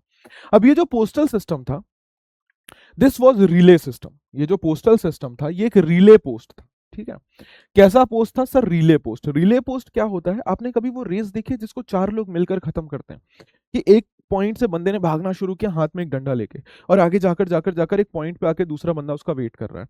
वो डंडा उसको पकड़ाएगा, फिर दूसरा बंदा रेस को आगे कंटिन्यू करेगा, फिर वो तीसरे को पकड़ाएगा, तीसरा आगे कंटिन्यू करेगा, चौथे को पकड़ाएगा, चौथा कंटिन्यू करेगा, और फाइनली रेस को खत्म करेगा। मतलब रिले पोस्ट में क्या होता है कि there is not a single person, वहां पर कोई एक व्यक्ति नहीं है बल्कि मल्टीपल लोग हैं जो किसी पर्टिकुलर टास्क को कंप्लीट कर रहे हैं। सेम वे में हमारे भारत का जो पोस्टल व्यवस्था थी वो रिले पोस्ट थी, और वो इतनी ज्यादा फास्ट और क्विक थी कि दिल्ली से सिंध पहुंचने में केवल 5 दिन लगते थे। अब ये जो रिले पोस्ट थी ये 2 प्रकार की थी, एक था उलूक, एक था दावा। उलूक होता था हॉर्स पोस्ट, दावा होता था फूट पोस्ट। अब पहले हॉर्स पोस्ट समझाता हूं आपको। होता क्या है कि सपोज मुझे ए पॉइंट से ई पॉइंट तक मैसेज पहुंचाना है, तो मैं क्या करूंगा, मेरा बंदा जो है वो डायरेक्टली ए से ई पे नहीं जाएगा, हम बीच में स्टेशंस बना देंगे, और एक एक स्टेशन पे एक एक बंदा खड़ा रहेगा। अब ए से अगर मेरा मैसेज स्टार्ट हुआ है तो इस बंदे को सिर्फ बी तक मैसेज पहुंचाना है, बी वाले को सी, सी वाले को डी, डी वाले को ई। इसको बोलते हैं रिले पोस्ट। अब उलूक जो होता था, इसमें क्या होता था, जो मैसेंजर है वो घोड़े के ऊपर बैठकर मैसेज लेकर जाता था। अब चूंकि वो घोड़े के ऊपर बैठकर जा रहा है तो 2 स्टेशन के बीच की जो दूरी होती थी वो 4 मील की होती थी। अब जब बंदा ए पॉइंट से मैसेज लेकर स्टार्ट कर रहा है तो वो घोड़े के ऊपर बैठता था, एक हाथ में मैसेज और दूसरे हाथ में एक कॉपर की छड़ी लेता था जिसके ऊपर घुंघरू लगे होते थे, जिससे कि आवाज होती रहे जब वो आगे जा रहा है। अब जब वो बी पॉइंट के पास पहुंचने वाला होता था तो वो घुंघरुओं की आवाज सुनकर बी पॉइंट वाला बंदा अपने घोड़े के साथ रेडी हो जाता था। जैसे ही ए पॉइंट वाला बंदा बी पे पहुंचता था, ये बी पॉइंट वाला बंदा उससे मैसेज और वो छड़ी हाथ में लेकर अगले पॉइंट के लिए निकल जाता था, और इस तरीके से मैसेज एक जगह से दूसरी जगह पहुंचाया जाता था। इसी सेम सिस्टम को फॉलो किया जाता था दावा के अंदर, लेकिन दावा था फूड पोस्ट की यहाँ पर बंदा खुद से दौड़ दौड़ कर जा रहा है मैसेज को लेकर। अब चूंकि यहाँ पर बंदा खुद से दौड़ रहा है तो यहाँ पर दो स्टेशन के बीच की दूरी ज्यादा नहीं होती थी। 1 मील के बीच में 3 स्टेशन होते थे, मतलब 0.3 माइल्स पर एक स्टेशन होता था। अब यहाँ पर सेम प्रोसेस, ए पॉइंट से बंदा स्टार्ट करेगा, एक हाथ में मैसेज एक हाथ में छड़ी, और बहुत तेजी से भाग कर जाएगा। और बी पॉइंट पे जैसे ही पहुंचने वाला होगा वहां पर बंदा ऑलरेडी वेट कर रहा होगा, वो रेडी हो जाएगा, मैसेज और डंडा हाथ में लेगा और दौड़ना शुरू करेगा। क्योंकि यहाँ बंदा खुद से दौड़ के जा रहा है 0.3 माइल्स पर एक स्टेशन, क्योंकि यहाँ पे घोड़ों से जा रहे हैं तो 4 मील पर एक स्टेशन। लेकिन आपको जानकर हैरानी होगी कि ये फुट पोस्ट ज्यादा फास्ट होता था। जो खुद से पैरों से दौड़कर जा रहे हैं, दावा वॉज फास्टर देन उलूक। देखिए अल बरूनी जी ने, सॉरी, इब्न बतूता जी ने यहाँ पे बताया है कि भारत के पोस्टल सिस्टम 2 प्रकार के होते थे। पहला होता था हॉर्स पोस्ट, जिसको उलूक बोलते थे। यहाँ पर घोड़े के ऊपर बैठकर मैसेज पहुंचाया जाता था एक स्टेशन से दूसरे स्टेशन, और 2 स्टेशन के बीच की दूरी 4 मील होती थी। अब फूट पोस्ट जो होता था उसको दावा बोला जाता था, और 1 मील के अंदर उसके बीच में 3 पोस्ट होते थे। Right sir, that means 1/3 of a mile में एक स्टेशन होता था। अब हर 3 माइल में या हर 1/3 माइल में एक गांव होता था, और वहां पर एक स्टेशन बना दिया जाता था जहां पर एक एक बंदा पोस्टेड होता था। अब जब मैसेज शुरू होता था तो बंदा क्या करता था, अपने कमर में एक पट्टी बांध लेता था, उसमें मैसेज बांध लेता था, और एक हाथ में, मतलब मैसेज बांध लिया या कुछ सामान रख लिया, एक हाथ में डंडा, जिसमें एक हाथ में छड़ी कॉपर की जिसमें घुंघरू बंधे, और एक हाथ में मैसेज, और वो दौड़ना शुरू करता था और दौड़ता हुआ जाता था जब तक वो दूसरे पॉइंट तक नहीं पहुंच जाता। दूसरे पॉइंट पे जैसे ही वो पहुंचने वाला होता था, उस घुंघरू की आवाज से अगला वाला बंदा जो है वो रेडी हो जाता था। वो लेटर और उसको डंडे को हाथ में लेता था और फिर दौड़ना शुरू करता था, और इस तरीके से ये प्रोसेस तब तक शुरू होती थी जब तक मैसेज आखिरी पॉइंट तक नहीं पहुंच जाता था। एंड यू विल सी कि this foot post is quicker than the horse post. ये फूट पोस्ट जो था वो हॉर्स पोस्ट से ज्यादा फास्ट था। ठीक है। अब देखिए, भारत के बारे में अलग अलग राइटर्स की अलग अलग विचारधाराएं थी, जैसा कि मैंने आपको बताया। जैसे आप देखिए, अब्दुल रज्जाक समरकंदी बताते हैं कि भारत के अंदर ना उनके बहुत मिक्स्ड इमोशंस थे। एक तरफ वो भारत के जब कैलिकट में पहुंचे तो उन्हें चीजें अच्छी नहीं लगी कि यहाँ पर लोग इतने ज्यादा एक साथ रह, इतना क्राउडेड है, तो इस इतने अजीब तरीके से रह रहे हैं कि मुझे ये देश पसंद नहीं आया। लेकिन उसी के बाद वो जैसे ही भारत के एक मंदिर को घूमने जाते हैं मैंगलोर के इलाकों में, वहां पर वो एक ऐसा मंदिर देखते हैं जिसको देखकर वो हैरान हो जाते हैं कि इतनी बड़ी वहां पर एक मूर्ति थी, और उस मूर्ति में दुनिया भर की यू नो रूबीज लगी हुई थी, डायमंड्स लगे हुए थे, खूबसूरत पत्थर लगे हुए थे। और उसको देखकर अब्दुल रज्जाक समरकंदी बहुत हैरान हो गए थे। तो अब्दुल रज्जाक हमें बताते हैं कि साहब, ये देश बहुत स्ट्रेंज है कि एक पल आप दुखी भी हो सकते हैं, आपको कुछ अच्छा नहीं भी लग सकता, लेकिन वहीं पे थोड़ी दूर जाकर आपको कुछ इतना अनोखा भी देखने को मिल सकता है। Now coming to the Francois Bernier and the degenerate East. Degenerate का मतलब खराब स्थिति में रहने वाला, ईस्ट का मतलब यहाँ पर क्या है सर, इंडिया। अब जैसा हमने देखा कि इब्न बतूता ने भारत के बारे में सारी अच्छी बातें कही, वो सारी चीजें कही जिसको देखकर उन्हें अच्छा लगा, जिससे देखकर उनको एक्साइटमेंट हुई। लेकिन वहीं पर फ्रैंकोइज बर्नियर एक ऐसा व्यक्ति था जिसने भारत की केवल बुराई की है। फ्रैंकोइज बर्नियर का सिर्फ एक ही काम था सर, कंपेयर करना और भारत को नीचा दिखाना। हमेशा कंपेयर किससे करना, यूरोप से, और पर्टिकुलरली फ्रांस से। और हर केस में भारत में वो जो देख रहे हैं, भारत में हर चीज बुरी दिखाना। उनका मेन मोटिव क्या था कि फ्रांस के जो मिनिस्टर हैं और फ्रांस के जो पढ़े लिखे लोग हैं उनको इन्फ्लुएंस करना कि भैया देखो, भारत में जो हो रहा है वैसा आप कुछ मत करना, आप जो वहां पर कर रहे हो वो सही कर रहे हो और वो सही डिसीजंस हैं। अब आप देखेंगे कि बर्नियर साहब ने जो किताब लिखी थी उसका नाम था travels in the Mughal empire. Francois Bernier की किताब का नाम क्या है, travels in the Mughal empire, और ये फ्रेंच लैंग्वेज में लिखी गई थी। ठीक है, travels in the Mughal empire, and it was written in French language. किस भाषा में लिखी गई थी सर, फ्रेंच भाषा में। अब इस बुक के अंदर बहुत सारी ऑब्जर्वेशंस हैं, लेकिन उसमें हर केस में सिर्फ बुराई की गई। मैंने आपको क्या बताया कि इसमें मुगल साम्राज्य का जो इतिहास है उसको पहले तो पूरी दुनिया जहान से कंपेयर करने की कोशिश की गई है, और इस केस के अंदर खासकर यूरोप से जब उसका कंपैरिजन किया गया है तो इसमें मुगल एम्पायर को हमेशा नीचे दिखाया है और यूरोप को बेहतर दिखाने की कोशिश की है। ठीक है, बाइनरी अपोजिशन का मतलब एग्जैक्ट अपोजिट, कि भैया यूरोप को हमेशा भारत से बेहतर और इंडिया को हमेशा यूरोप का उल्टा दिखाया है कि यूरोप में कुछ अच्छा हो रहा है तो इंडिया में सब कुछ बुरा हो रहा है। और इसमें वो बताने की कोशिश कर रहे हैं कि देखो, यूरोप हमेशा ऊपर है और इंडिया हमेशा नीचे है। अब सबसे पहले शुरुआत होती है क्वेश्चन ऑफ लैंड ओनरशिप की, कि भाई भारत के अंदर जमीन होती किसके पास है। तो फ्रेंकोइस बर्नियर अपनी पूरी कहानी की शुरुआत करते हैं एक चीज से जिसका वो पूरे दौरान विरोध कर रहे होते हैं, या हर समय उस चीज का वो खंडन कर रहे होते हैं, या इस चीज को वो कोस रहे होते हैं कि भारत के अंदर जितनी भी जमीन होती है वो सारी की सारी राजा के पास होती है। Crown ownership of land. वो बोलता है कि भारत के अंदर प्राइवेट प्रॉपर्टी का कोई कॉन्सेप्ट ही नहीं है। वो बोलता है कि राजा जो है वो पूरी जमीन अपने हाथ में लेकर रखता है। यहाँ के किसानों के पास उनकी खुद की जमीनें ही नहीं है, और चूंकि किसानों के पास खुद की जमीनें नहीं है तो वो खेतों के ऊपर ज्यादा इन्वेस्टमेंट कर ही नहीं रहे हैं, वो ज्यादा खेती कर ही नहीं रहे हैं, और जो भी खेती वो करते हैं वो सारा का सारा राजा ले जाता है। क्यों? क्योंकि सारी जमीन राजा ने अपने कब्जे में ले रखी है, और राजा किसानों को बोलता है कि तुम मेरे किराएदार हो, और अगर तुम मेरे किराएदार हो तो इस जमीन पर जो भी खेती होगी तुम मुझे एज अ किराया दे दोगे। बर्नियर क्या बोलता है कि मुगल इंडिया और यूरोप के बीच में एक सबसे बेसिक डिफरेंस जो है, it was the lack of private property, कि भारत के अंदर प्राइवेट प्रॉपर्टी का कॉन्सेप्ट ही नहीं है। वो बोलता है कि देखो, अगर प्राइवेट प्रॉपर्टी नहीं होगी तो साहब देश ऐसे ही बर्बाद होगा। और वो क्या बोलता है कि भारत के अंदर मुझे क्राउन ओनरशिप ऑफ लैंड देखने को मिलता है। मतलब क्या हुआ कि भैया भारत के अंदर राजा के पास पूरी जमीन का कंट्रोल होता था। वो बोलता है कि मतलब उसको ऐसा लगा कि मुगल साम्राज्य के अंदर राजा जो है वो पूरी जमीन का मालिक है, और चूंकि वो पूरी जमीन का मालिक है तो वो क्या कर रहा है, आधी जमीन अपने पास रख रहा है और आधी जमीन अपने नोबल्स, अपने अमीर व्यक्तियों, अपने मिनिस्टर्स को दे दे रहा है। और इससे क्या हो रहा है, ना केवल अर्थव्यवस्था बल्कि समाज में भी बहुत ज्यादा प्रॉब्लम हो रही है। इससे क्या हो रहा है कि एक तरफ राजा और उसके मिनिस्टर जो हैं उनके पास जमीन है, वो अमीर हैं, और दूसरी तरफ सिर्फ गरीब किसान है जिनके पास कुछ भी नहीं है जीवन जीने के लिए। अब आप देखेंगे कि दूसरे 16-17 सेंचुरी में आए ट्रैवलर जो हैं उन्होंने भी कुछ इसी प्रकार का डिस्क्रिप्शन दिया है, और वो बोलते हैं कि due to this crown ownership of land Bharat के अंदर बहुत ज्यादा गरीबी है। यू विल सी हियर कि पेल्सार्ट नाम के एक व्यक्ति थे जो डच थे, डच का मतलब नीदरलैंड से आए थे। वो 17 सेंचुरी के आसपास आए थे, और वो देखकर हैरान रह गए कि भारत के अंदर कितनी ज्यादा गरीबी है, कि भैया भारत की गरीबी इतनी ज्यादा है कि मैं लोगों की उस गरीबी को दिखा भी नहीं सकता। ठीक है, मैं उस गरीबी को दिखा भी नहीं सकता कि उनका जो घर है टूटा फूटा है, क्षतिग्रस्त है, वो कैसी जगहों पर रह रहे हैं आप सोच भी नहीं सकते हैं। और इसका कारण क्या है? होल्डिंग द स्टेट रिस्पॉन्सिबल, क्योंकि राजा के पास सारी जमीन है। बेचारा किसान इतना ज्यादा गरीब है, सो मच इज रंग फ्रॉम द पीजेंट, किसान से इतना टैक्स ले लिया जाता है कि 2 टाइम की सूखी रोटी खाने का भी पैसा किसान के पास नहीं है। तो सेम बर्नियर बोल रहे हैं कि देखो साहब, ये जो क्राउन ओनरशिप ऑफ लैंड है इसके चलते बहुत ज्यादा भारत में गरीबी है, और ये भारत के लिए बहुत ज्यादा खराब है। क्राउन ओनरशिप ऑफ लैंड के बारे में बताते हुए फ्रैंकोइस बर्नियर क्या बोलते हैं कि अब चूंकि किसान के पास खुद की जमीन नहीं है तो किसान वो जमीन अपने बच्चों को नहीं दे सकता। अब जब आपके पास खुद की कोई प्रॉपर्टी नहीं है तो एवर्ड्स का मतलब होता है स्टॉप। तो आप क्या करोगे, आप क्या उस पर कोई इन्वेस्टमेंट करोगे? नहीं सर। आप सपोज किसी किराए के घर पे रह रहे हो, तो आप उस किराए के घर पे क्या कोशिश करोगे कि नहीं भैया मैं दूसरी मंजिल का मकान भी बनवा ही देता हूँ, है ना? क्यों? क्योंकि आपको पता है कि वो आपके पास नहीं रहने वाला है।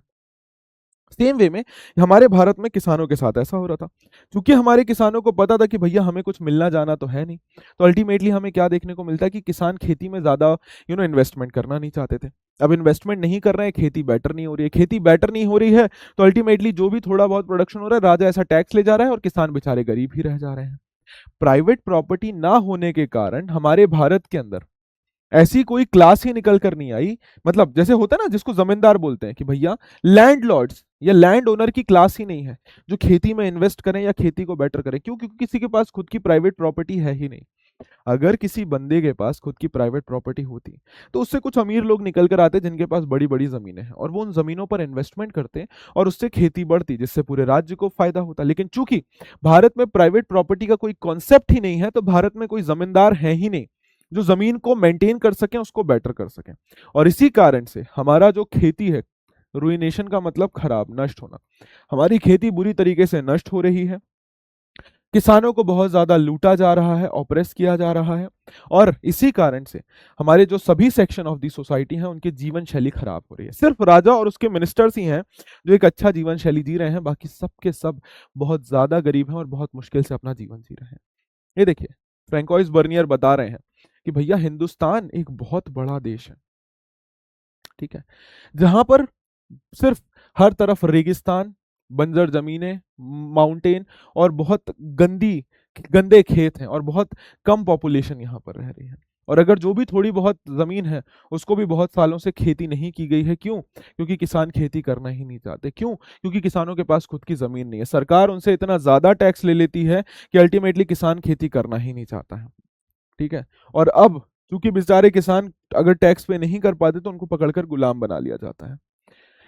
बर्नियर बेसिकली इस समय एक डिबेट में पार्टिसिपेट कर रहे थे यूरोप के अंदर, और वो वहां पर बता रहे थे कि देखिए साहब, प्राइवेट प्रॉपर्टी अच्छी चीज है। फ्रांस के अंदर वो लोगों को यही समझा रहे थे कि private property is a good thing, please आप इसको मत हटाएगा, क्योंकि भारत में मैं देख कर आया हूँ वहां पर प्राइवेट प्रॉपर्टी नहीं है और इससे भारत के लोगों की हालत बहुत ज्यादा खराब है। ये देखिए 19 सेंचुरी की एक फोटो है। अब आप फोटो देखिए, कि आपको लग रहा है किसान बहुत ज्यादा गरीब है, उसके पास कुछ भी नहीं। नेवरदिलेस आगे बढ़ते हैं। अब बर्नियर आगे चलकर क्या बोलते हैं कि भारत का जो समाज है, it is it is a society जहां पर अनडिफरेंशिएटेड मासेस हैं ऑफ इम्पोवरिशिंग। अनडिफरेंशिएटेड का मतलब अनडिफरेंट, कि सब एक समान लोग हैं। कि भैया भारत में सिर्फ दो ही ग्रुप हैं, एक तो है इम्पोवरिश्ड, गरीब, बहुत ज्यादा गरीब किसान जिनके पास कोई भी जमीन नहीं है, और एक तरफ छोटे से ग्रुप, एक छोटा सा अमीर ग्रुप जो बहुत ज्यादा रिच और पावरफुल है। इन दोनों के बीच में there is no middle class, कि एक तरफ सबसे गरीब और एक तरफ सबसे अमीर। भारत के अंदर कोई मिडिल क्लास है ही नहीं। There is no middle class in India, कि एक तरफ बहुत अमीर लोग और एक तरफ बहुत गरीब लोग, that's it. In fact Francois Bernier Bharat के मुगल बादशाह के लिए क्या बात करता है, कि भारत का राजा ये भिखारियों और जंगलियों का राजा है। इसके शहर जो हैं वो बुरी तरीके से नष्ट हो चुके हैं, और कंटेमिनेटेड का मतलब पल्यूटेड, यहाँ पर पल्यूटेड और बदबूदार हवा है। इसके जो खेत हैं उसमें केवल झाड़ी पत्तियां उग रही हैं। पेस्टिलेंशियल, पेस्टिलेंशियल का मतलब समझते हो कि भैया दलदल, पेस्टिलेंशियल मतलब जहां कीड़े मकोड़े हो सके, पेस्टिलेंशियल समझते हो ना, ऐसी जगह जहां पानी भरा रहता है फिर वो खराब हो जाता है, उस पर कीड़े मकोड़े लगने लगते हैं। मैरिशस का मतलब दलदल, कि भैया इसके जो खेत हैं वो दलदल बन चुके हैं, और इन सब का एक ही कारण है, क्राउन ओनरशिप ऑफ लैंड। अब इतनी ज्यादा बुराई फ्रैंकोइस बर्नियर कर रहा है, क्या सच में भारत की हालत इतनी खराब थी अकबर के टाइम पर? क्या सच में भारत की हालत इतनी खराब थी? क्योंकि जब हम अबुल फजल, जो कि अकबर के टाइम पर ही इतिहासकार थे, तो उनके अकाउंट्स को पढ़ते, क्योंकि ऑब्वियसली हमें भारत के भी तो पॉइंट ऑफ व्यू की जरूरत है ना, तो जब हम उनके अकाउंट को पढ़ते हैं तो हमें समझ आता है कि उनके अकाउंट में ऐसा कहीं पे भी जिक्र नहीं किया गया है कि जो पूरी जमीन है वो राजा के अंडर में होती थी या बादशाह के अंडर में होती थी। जैसे आप अबुल फजल को देखेंगे, जो कि अकबर के हिस्टोरियन थे, वो बताते हैं कि साहब ये राजा जो है, ये राजा जमीन पर टैक्स जो ले रहा है ना, ये जमीन पर टैक्स नहीं है, पहली चीज ये फसल पर टैक्स है, और दूसरी चीज it's a remuneration of sovereignty. Remuneration of sovereignty का मतलब क्या होता है, कि जो लैंड रेवेन्यू है, it's a remuneration of sovereignty. Remuneration का मतलब होता है सैलरी, सोवरेनिटी का मतलब आप ऐसा समझ लो एक तरीके से संप्रभुता, सेल्फ रूल, कि भैया सेल्फ रूल, कि भैया चूंकि राजा चूंकि राजा यहां पर रहते हुए लोगों को प्रोटेक्ट कर रहा है, लोगों को सुरक्षा प्रदान कर रहा है, लोगों को अपना जीवन जीने का हक दे रहा है, तो राजा इसीलिए बदले में लोगों से टैक्स कलेक्ट कर रहा है। ये एक पूरी व्यवस्था है। ठीक है। ये रूलर अपने प्रजा से, सब्जेक्ट्स का मतलब होता है प्रजा, राजा अपनी प्रजा से इसलिए लेता है क्योंकि राजा लोगों को प्रोटेक्शन प्रोवाइड करा रहा है। और दूसरी चीज कि वो जमीन के ऊपर टैक्स नहीं ले रहा है, इसलिए नहीं ले रहा है क्योंकि वो जमीन उसके अंडर में, वो इसलिए ले रहा है क्योंकि वो अपने लोगों की सुरक्षा कर रहा है। अब मे बी यूरोपियन लोगों को ये चीज बहुत ज्यादा दिखी होगी कि टैक्स बहुत ज्यादा है, तो उन्हें लगा होगा ये लैंड रेवेन्यू है। लेकिन हमें समझना होगा कि अलबरूनी साहब भी ये बहुत क्लियरली बताते हैं कि साहब ये जो टैक्स लिया जाता है, ये जमीन पर टैक्स नहीं बल्कि फसल पर टैक्स होती थी। चैप्टर 8 में हम पढ़ेंगे कि देखो साहब, फसल जिस हिसाब से आपके पास जमीन कितनी भी हो, फसल जितनी होती थी टैक्स उतना ही लिया जाता था। इनफैक्ट आप देखेंगे कि ये जो वार्निंग फॉर यूरोप की, बर्नियर साहब यूरोपियन राजाओं को वार्निंग देते हैं कि देखो साहब, आपको अगर ये लग रहा है ना कि भारत बहुत अच्छा है, ना ना ना ना, भारत में खेत बहुत खराब है, यहाँ पर ऐसा नहीं है कि बहुत ज्यादा अच्छी खेती हो रही है, ना ना ना ना ना, यहाँ के राजा बहुत अमीर हैं, आपको लगता होगा बहुत ठीक ठाक और वो है, नहीं ऐसा कुछ भी नहीं है। ठीक है। हमें समझना होगा कि भैया भारत जैसा आपको नहीं होना है। यहाँ के राजा ये रेगिस्तान के, खाली जमीनों के, भिखारियों के राजा हैं। यहाँ के शहर नष्ट हो चुके हैं, यहाँ पर बड़े गहरे गहरे गड्ढे हैं, हवा में बदबू छाई हुई है, कोई यहाँ पर रह ही नहीं रहा है। खेत मानो ऐसा लगता है वो दलदल हैं, उसमें कीड़े मकोड़े लग गए हैं। ठीक है। ये सारी बातें वो यहाँ पर बोल रहा है। समझ रहे हो मेरी बात? अब बर्नियर साहब ने जो भारत का डिस्क्रिप्शन दिया, आगे चलकर दूसरे जो आप देखेंगे राइटर्स रहे वेस्टर्न कंट्रीज के अंदर, वो भी इससे काफी ज्यादा इन्फ्लुएंस है और उन्होंने अपने अपने विचार देने शुरू कर दिए कि भारत के अंदर ऐसा ही होता था। जैसे आप देखेंगे कि एक फ्रेंच फिलोसोफर थे जिनका नाम था मॉन्टेस्क्यू। मॉन्टेस्क्यू साहब ने बात की किस बारे में सर? ओरिएंटल डेस्पोटिज्म के बारे में। कि उन्होंने देखो हुआ क्या कि ये सारे लोग भारत नहीं आए थे, बट फ्रेंकोइस बर्नियर की बातें पढ़ पढ़कर उन्होंने अपनी विचारधाराएं बना ली कि भैया ईस्टर्न कंट्रीज के अंदर ओरिएंटल डेस्पोटिज्म का मतलब क्या होता है, ओरिएंट का मतलब क्या होता है, या ओरिएंटल का मतलब क्या होता है सर? ईस्टर्न कंट्रीज, ठीक है, ईस्टर्न कंट्रीज। और डेस्पोटिज्म का मतलब क्या होता है? तानाशाही। डेस्पोटिज्म का मतलब क्या होता है? तानाशाही, तानाशाह। तो मोंटेस्क्यू ने जब बर्नियर की किताबों को पढ़ा तो उन्होंने अपनी एक मनमानी एक विचारधारा बना ली खुद से अपने मन के अंदर कि भारत के अंदर या ईस्टर्न कंट्रीज के अंदर जो राजा है वो तानाशाह है। यहां पर जो रूल चलता है it is the rule of oriental despots, की भैया ये जो एशिया के रूलर्स हैं, जो ओरिएंट कंट्रीज हैं, उनके पास पूरा कंट्रोल है अपने लोगों के ऊपर, और वो अपने लोगों को बहुत ज्यादा कंट्रोल करके रखते हैं और गरीबी में रखते हैं। क्यों? क्योंकि सारी जमीन राजा के पास होती थी और प्राइवेट प्रॉपर्टी का कोई कॉन्सेप्ट नहीं होता था। और इस व्यू के चलते ये बताया गया कि राजा के अलावा कोई भी व्यक्ति अमीर नहीं होता था, या किसी के पास भी जीवन जीने के भी तरीके नहीं होते थे। तो जैसे क्राउन ओनरशिप ऑफ लैंड की बात चल रही ना, फ्रेंकोइस बर्नियर ने बोली, वैसी मोंटेस्क्यू उनकी कहानी को पढ़कर अपना एक आइडिया दे रहे हैं ओरिएंटल डेस्पोटिज्म। कि ओरिएंटल मतलब ईस्टर्न कंट्रीज के अंदर जो राजा हैं वो तानाशाह हैं, अपनी प्रजा को हमेशा बांध कर रखते हैं, बंद कर कर रखते हैं। और दूसरी चीज कि उनके पास जीवन जीने तक के लिए भी पैसे या खाना नहीं होता है। समझ रहे हो? ये लोग कभी भारत आए भी नहीं है, सिर्फ फ्रेंकोइस बर्नियर के डिस्क्रिप्शन को पढ़ के ये सारी कहानी बता रहे हैं। आगे चलकर एक और इतिहासकार हुए जिन्होंने एक कॉन्सेप्ट दिया, दी एशियाटिक मोड ऑफ प्रोडक्शन। किसने दिया सर? कार्ल मार्क्स ने। बेसिकली इतिहासकार तो नहीं, इनको आप इकोनॉमिस्ट बोल सकते हैं, पॉलिटिशियन या पॉलिटिकल थ्योरिस्ट बोल सकते हैं। कार्ल मार्क्स ने आइडिया दिया Asiatic mode of production. Asiatic, Asia के अंदर मोड ऑफ प्रोडक्शन, खेती किस प्रकार से होती है। इस एशियाटिक मोड ऑफ प्रोडक्शन में कार्ल मार्क्स ने पता है क्या बोला? ये भी भारत नहीं आए थे। ये पता है क्या बोलते हैं कि ब्रिटिश रूल आने से पहले इन इंडिया या दूसरे एशियन कंट्रीज में colonialism, before colonialism, British rule आने के पहले क्या होता था कि गांवों के अंदर जो भी खेती होती थी, जो भी एक्स्ट्रा प्रोडक्शन होता था, वो सब राजा एज अ टैक्स ले लेता था। कि एक्स्ट्रा प्रोडक्शन जो भी होता था राजा एज अ टैक्स ले लेता था। अब इसके चलते क्या हुआ कि एक ऐसे समाज की स्थापना हुई जहां पर लोगों के पास कुछ बच ही नहीं रहा है, क्योंकि सब कुछ राजा ले जा रहा है। ठीक है, जैसा फ्रेंकोइस बर्नियर ने बताया ना कि एक तरफ एकदम अमीर, एक तरफ एकदम गरीब, कि सब एकदम गरीब है, सब एकदम अमीर है ऊपर की तरफ।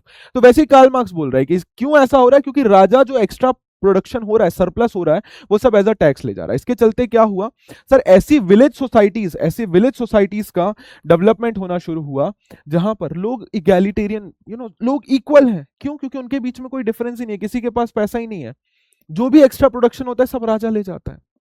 लेकिन हाँ, एक चीज बस ये है कि यहां पर ये जो गांव है, ये गांवों को आजादी दे दी गई है कि वो अपने हिसाब से रूल चला सकते हैं। वहां पर उनका हेडमैन बना दिया गया है, मुकद्दम बना दिया गया। लेकिन इन गांवों के पास अपनी खुद की आजादी केवल तब तक रहती है जब तक ये राजा को समय समय पे टैक्स पे करते रहते थे। अगर वो राजा को टैक्स पे करने से चूक जाते थे तो राजा उनके ऊपर अपनी सत्ता स्थापित कर देता था। This was Asiatic mode of production. Simple शब्दों में बताऊं कि एशिया के अंदर क्या होता है कि राजा सारा एक्स्ट्रा प्रोडक्शन ले जाता है, जिसके गांव के अंदर सभी लोग जो हैं वो एक जैसी ही जीवन शैली जी रहे हैं। हर एक गांव के पास अपनी आजादी केवल तब तक होती थी जब तक वो राजा को टैक्स समय समय पे ले जाकर देता था। अगर वो कभी भी राजा को टैक्स पे करने से चूक जाते थे तो राजा उनके ऊपर कंट्रोल कर लेता था, इनफैक्ट उनको बहुत सीवियरली पनिश भी करता था। बात समझे? The imperial court presided over these village communities respecting their autonomy as long as the flow of surplus was unimpeded. Unimpeded का मतलब अनस्टॉप्ड, जब तक वो रुकता नहीं था। And this was a stagnant system. इससे क्या हो रहा है कि किसानों के पास एक्स्ट्रा पैसा बच ही नहीं रहा है, एक्स्ट्रा अनाज बच ही नहीं रहा है, तो वो उस कभी बढ़ा ही नहीं पा रहा है प्रोडक्शन। वो उतनी खेती ही कर रहे हैं, वो 150 किलो भी खेती करें तो राजा पूरा ले जाएगा सब एक्स्ट्रा। किसान कैसे ग्रो करेगा? This was Asiatic mode of production. लेकिन हमें समझना होगा कि फ्रेंकोइस बर्नियर या ये जो यूरोपियंस हैं, ये कभी भारत, मतलब फ्रेंकोइस बर्नियर तो आया था लेकिन बाकी दोनों लोग भारत नहीं आए थे। तो हर एक चीज जो उन्होंने लिखी वो एकदम ही सही नहीं है। ठीक है, इनफैक्ट आप देखेंगे कि 16th और 17th सेंचुरी में आप देखेंगे कि समाज में बहुत भिन्न भिन्न प्रकार के लोग थे। ऐसा नहीं कि एक तरफ राजा और एक तरफ सारे लोग गरीब, ना साहब। गांव के अंदर बहुत अलग अलग सामाजिक और सामाजिक और उसी के साथ साथ आर्थिक डिफरेंशिएशन थे। आप देखेंगे जहां पर एक तरफ बड़े बड़े जमींदार थे जिनके पास बहुत सारे अलग अलग राइट्स थे, हक थे जमीन के ऊपर, तो वहीं पर दूसरी तरफ अनटचेबल लैंडलेस लेबरर्स थे जिनके पास खुद की कोई जमीनें नहीं होती थी, जिनके पास खुद के कोई खेत नहीं होते थे। एक तरफ बड़े बड़े किसान होते थे, एक तरफ छोटे छोटे किसान होते थे। उन किसानों के बीच में मजदूर होते थे जो केवल मजदूरी करते थे और उससे अपना घर चलाते थे। गरीब किसान इतने गरीब होते थे कि उनके पास जमीन नहीं होती थी। तो ये फ्रैंकोइस बर्नियर की जो बातें हैं ना, ये पूरी तरीके से सही नहीं है कि भैया सिर्फ किसान और अमीर राजा है, दैट्स इट, है ना। भैया किसानों के बीच में भी बहुत सारे अलग अलग प्रकार के लोग हैं कि एक तरफ जमींदार जिसके पास बहुत जमीन है, एक तरफ गरीब किसान, एक तरफ अमीर किसान, एक तरफ छोटा किसान, एक तरफ बड़ा किसान। There were many kind of people. अब गांवों के बारे में तो फ्रैंकोइस बर्नियर ने बता दिया, लेकिन अब जब शहरों की बात करें तो भी फ्रैंकोइस बर्नियर बोलता है कि व्यापार भी भारत का अच्छा नहीं चल रहा है।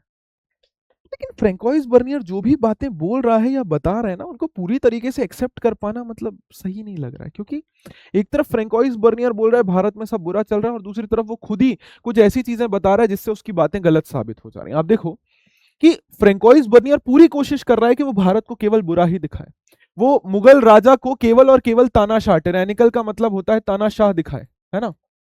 हाँ सर। लेकिन कई बार आपको देखने को मिलेगा कि वो जो हिंट्स देते हैं ना बीच बीच में, कि अपनी बातों के बीच बीच में वो जब कुछ डिस्क्रिप्शन देते हैं ना, तो उससे एक अलग इमेज निकल कर आती है, एक अलग सामाजिक रियलिटी निकल कर आती है कि वो जो खुद बात लगातार बोल रहा है, उसके बीच में कई बार वो कुछ ऐसी बातें भी बोल दे रहा है जिससे ऐसा लग रहा है कि यार ये सच नहीं बोल रहा है फ्रैंकोइस बर्नियर पूरी तरीके से। जैसे आप देखो, मैं बताऊं वो क्या बोलता है फ्रैंकोइस बर्नियर, कि भारत के जो कारीगर हैं उनके पास कोई प्रॉफिट नहीं है। कि भारत के जो कारीगर हैं, चाहे कपड़े बनाने वाले हों, चाहे गहने बनाने वाले हों, उनके पास कोई कोई कोई प्रॉफिट नहीं है। क्यों? क्योंकि राजा पूरा पैसा खुद ले जाता है, जितना भी प्रॉफिट है वो राजा ले जाता है। ठीक है। इसीलिए आप देखेंगे कि वो फ्रैंकोइस बर्नियर बोलता है कि भारत के अंदर जो प्रोडक्शन हो रहा है वो कम होता जा रहा है। लेकिन at the same time Francois Bernier खुद बोल रहा है कि दुनिया जहान का जितना भी प्रेशियस मेटल है, सिल्वर या गोल्ड है, वो भारत आ रहा है। ही कंसीडेड, ही एक्सेप्टेड कि दुनिया जहान का जितना भी सिल्वर और गोल्ड है वो भारत आ रहा है। क्यों?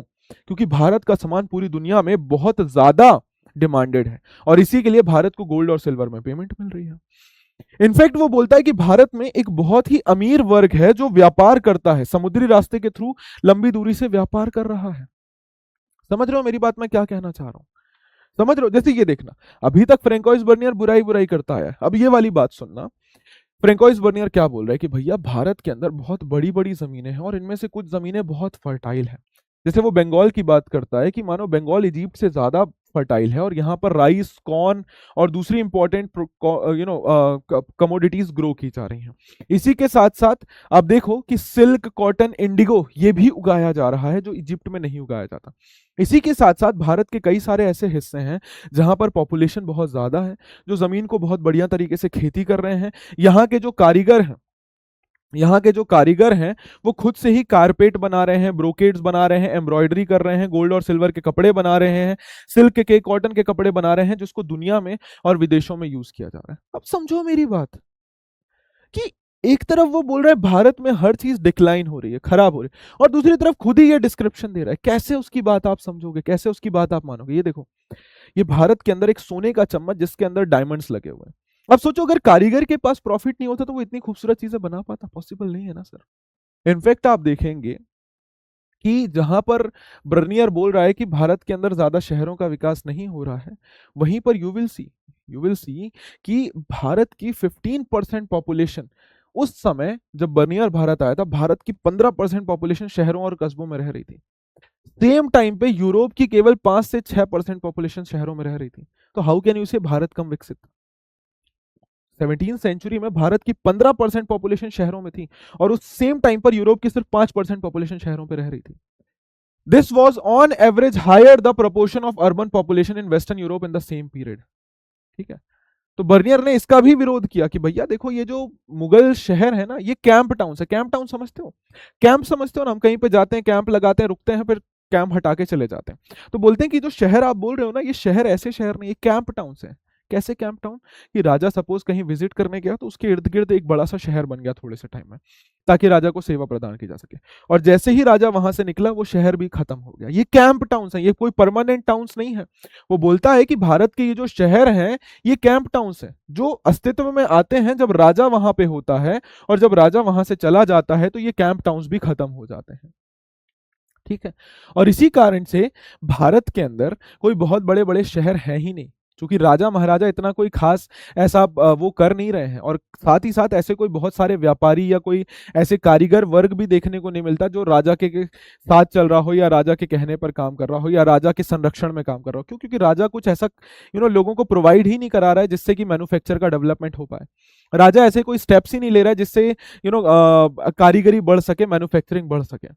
अब जैसे लैंड ओनरशिप के केस में भी बर्नियर जबरदस्ती की झूठी मूठी बातें कर रहा था, सेम केस में वो शहरों और व्यापार के बारे में बात कर रहा था। लेकिन ये चीज सही नहीं है। आप देखेंगे कि उस समय भारत के अंदर अलग अलग प्रकार के शहर थे, जैसे मैन्युफैक्चरिंग टाउन्स जहां पर प्रोडक्शन हो रहा है, व्यापारिक ट्रेडिंग टाउन्स, पोर्ट टाउन्स जहां से व्यापार हो रहा है, सेक्रेड सेंटर्स, पिलग्रिमेज टाउन्स, पवित्र स्थल और तीर्थ यात्रा के स्थल। और ये सारे शहर राजा के उससे नहीं डेवलप हुए थे, ये अलग अलग ग्रुप्स और अलग अलग लोगों से डेवलप होते हैं। इनफैक्ट आप देखेंगे कि जो कारीगर थे वो सिर्फ राजा के कारण नहीं थे। वो बोलता है ना कि सिर्फ जो छोटे मोटे कारीगर हैं वो हैं जो राजा के दरबार में, उसके अलावा कोई कारीगर ज्यादा अच्छे नहीं कर रहे हैं भारत में। लेकिन आपको देखने को मिलेगा कि सिर्फ कारीगर नहीं, कई सारे ऐसे ग्रुप्स भी भारत में थे जो बहुत अच्छा खासा काम कर रहे थे। सिर्फ केवल व्यापारी ही नहीं, कई सारी अलग अलग प्रोफेशनल कम्युनिटीज थी। जैसे आप देखो व्यापार जो था, व्यापारियों का आपस में बहुत बड़ा ग्रुप था। अपन ने बात की ना कि वो खुद की अपनी ऑर्गेनाइजेशन बनाते थे जिसको श्रेणी बोला जाता था। वेस्टर्न इंडिया के अंदर ऐसे कारीगरों के ग्रुप्स को, ऐसे व्यापारियों को ग्रुप्स को महाजन बोला जाता था। और महाजन के हेड को शेठ, कि भैया हम व्यापारी हैं, हमने अपना एक ग्रुप बना लिया, एक कास्ट के व्यापारी हैं, ग्रुप बना लिया, वो महाजन कहलाता था। और इस महाजन ग्रुप का हेड जो होगा वो सेठ कहलाता था। अब अहमदाबाद के अंदर ये जो महाजन ग्रुप्स होते थे वो साथ में आते थे, और इन सभी महाजनों का एक हेड होता था जिसको नगर सेठ बोला जाता था। इसी के साथ साथ शहर में रहने वाले कुछ और भी प्रोफेशनल थे, जैसे हकीम, फिजिशियन, पंडित या मुअल्ला, टीचर, लॉयर या वकील, पेंटर, आर्किटेक्ट, म्यूजिशियन, कैलीग्राफर्स। आप कैसे बोल सकते हो कि भारत के शहर कैंप टाउन्स थे, अच्छे से ग्रो नहीं कर रहे थे? You can see wide range of people living in India doing wide range of activities. अब ऑल्दो इनमें से कुछ लोग नो डाउट राजा के दरबार में काम करते थे, बट सभी लोग केवल राजा के दरबार में काम नहीं करते थे। ये बाजार में, मार्केट्स में जाकर भी काम करते थे और वहां से इनका पैसा आता था। एक तरफ बर्नियर ये भी बोल रहा है कि राजा कोई भी स्टेप नहीं ले रहा है भारत में प्रोडक्शन या मैन्युफैक्चरिंग बढ़ाने के लिए, लेकिन वहीं पर दूसरी तरफ वो खुद ही बता रहा है कि भारत के अंदर कैसे इंपीरियल कारखाना या वर्कशॉप या छोटी छोटी फैक्ट्रीज होती थी जो राजा स्टैब्लिश करवाता था ताकि प्रोडक्शन हो सके। How come it is possible, है ना? कि बड़े बड़े हॉल्स हमें देखने को मिलते हैं अलग अलग जगहों पे जो कारखाने होते थे। यहाँ पर गोल्ड स्मिथ देखने को मिलेगा, आपको एम्ब्रॉयडरी करने वाला बंदा देखने को मिलेगा, आपको पेंटर देखने को मिलेगा, लेदर वर्कर देखने को मिल सकता है, टर्नर, टेलर देखने को मिलता है, सिल्क का काम करने वाला बंदा देख सकता है। हर सुबह आर्टिजन्स आते हैं, इन कारखानों में पूरा दिन काम करते हैं और शाम को घर चले जाते हैं। ठीक है।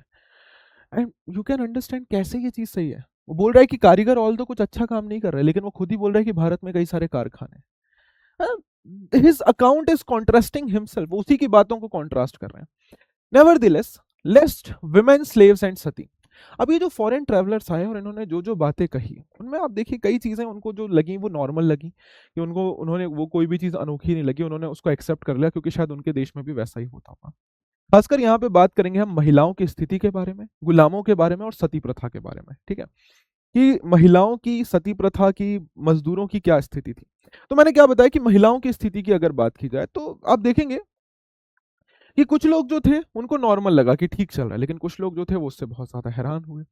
आप देखिए कई बार वो लोग ऐसा माने, कुछ राइटर्स को लगा कि नहीं, ये जो सामाजिक विभिन्नताएं हैं वो तो सब जगह होती हैं, लेकिन कुछ लोगों को वो चीज समझ नहीं आई, है ना? जैसे आप देखो कि स्लेव्स, गुलामी की बात की जाए तो गुलामी भारत में बहुत ज्यादा थी। उस समय गुलामों को मार्केट में ओपनली बेचा जाता था, जैसे कोई सामान की लेन देन होती थी, और उनको गिफ्ट की तरह भी एक्सचेंज किया जाता था। जैसे जब इब्न बतूता सिंध पहुंचा भारत आने से पहले, तो उसने घोड़े, ऊंट और कई सारे गुलाम खरीदे ताकि वो सुल्तान मोहम्मद बिन तुगलक को गिफ्ट कर सके।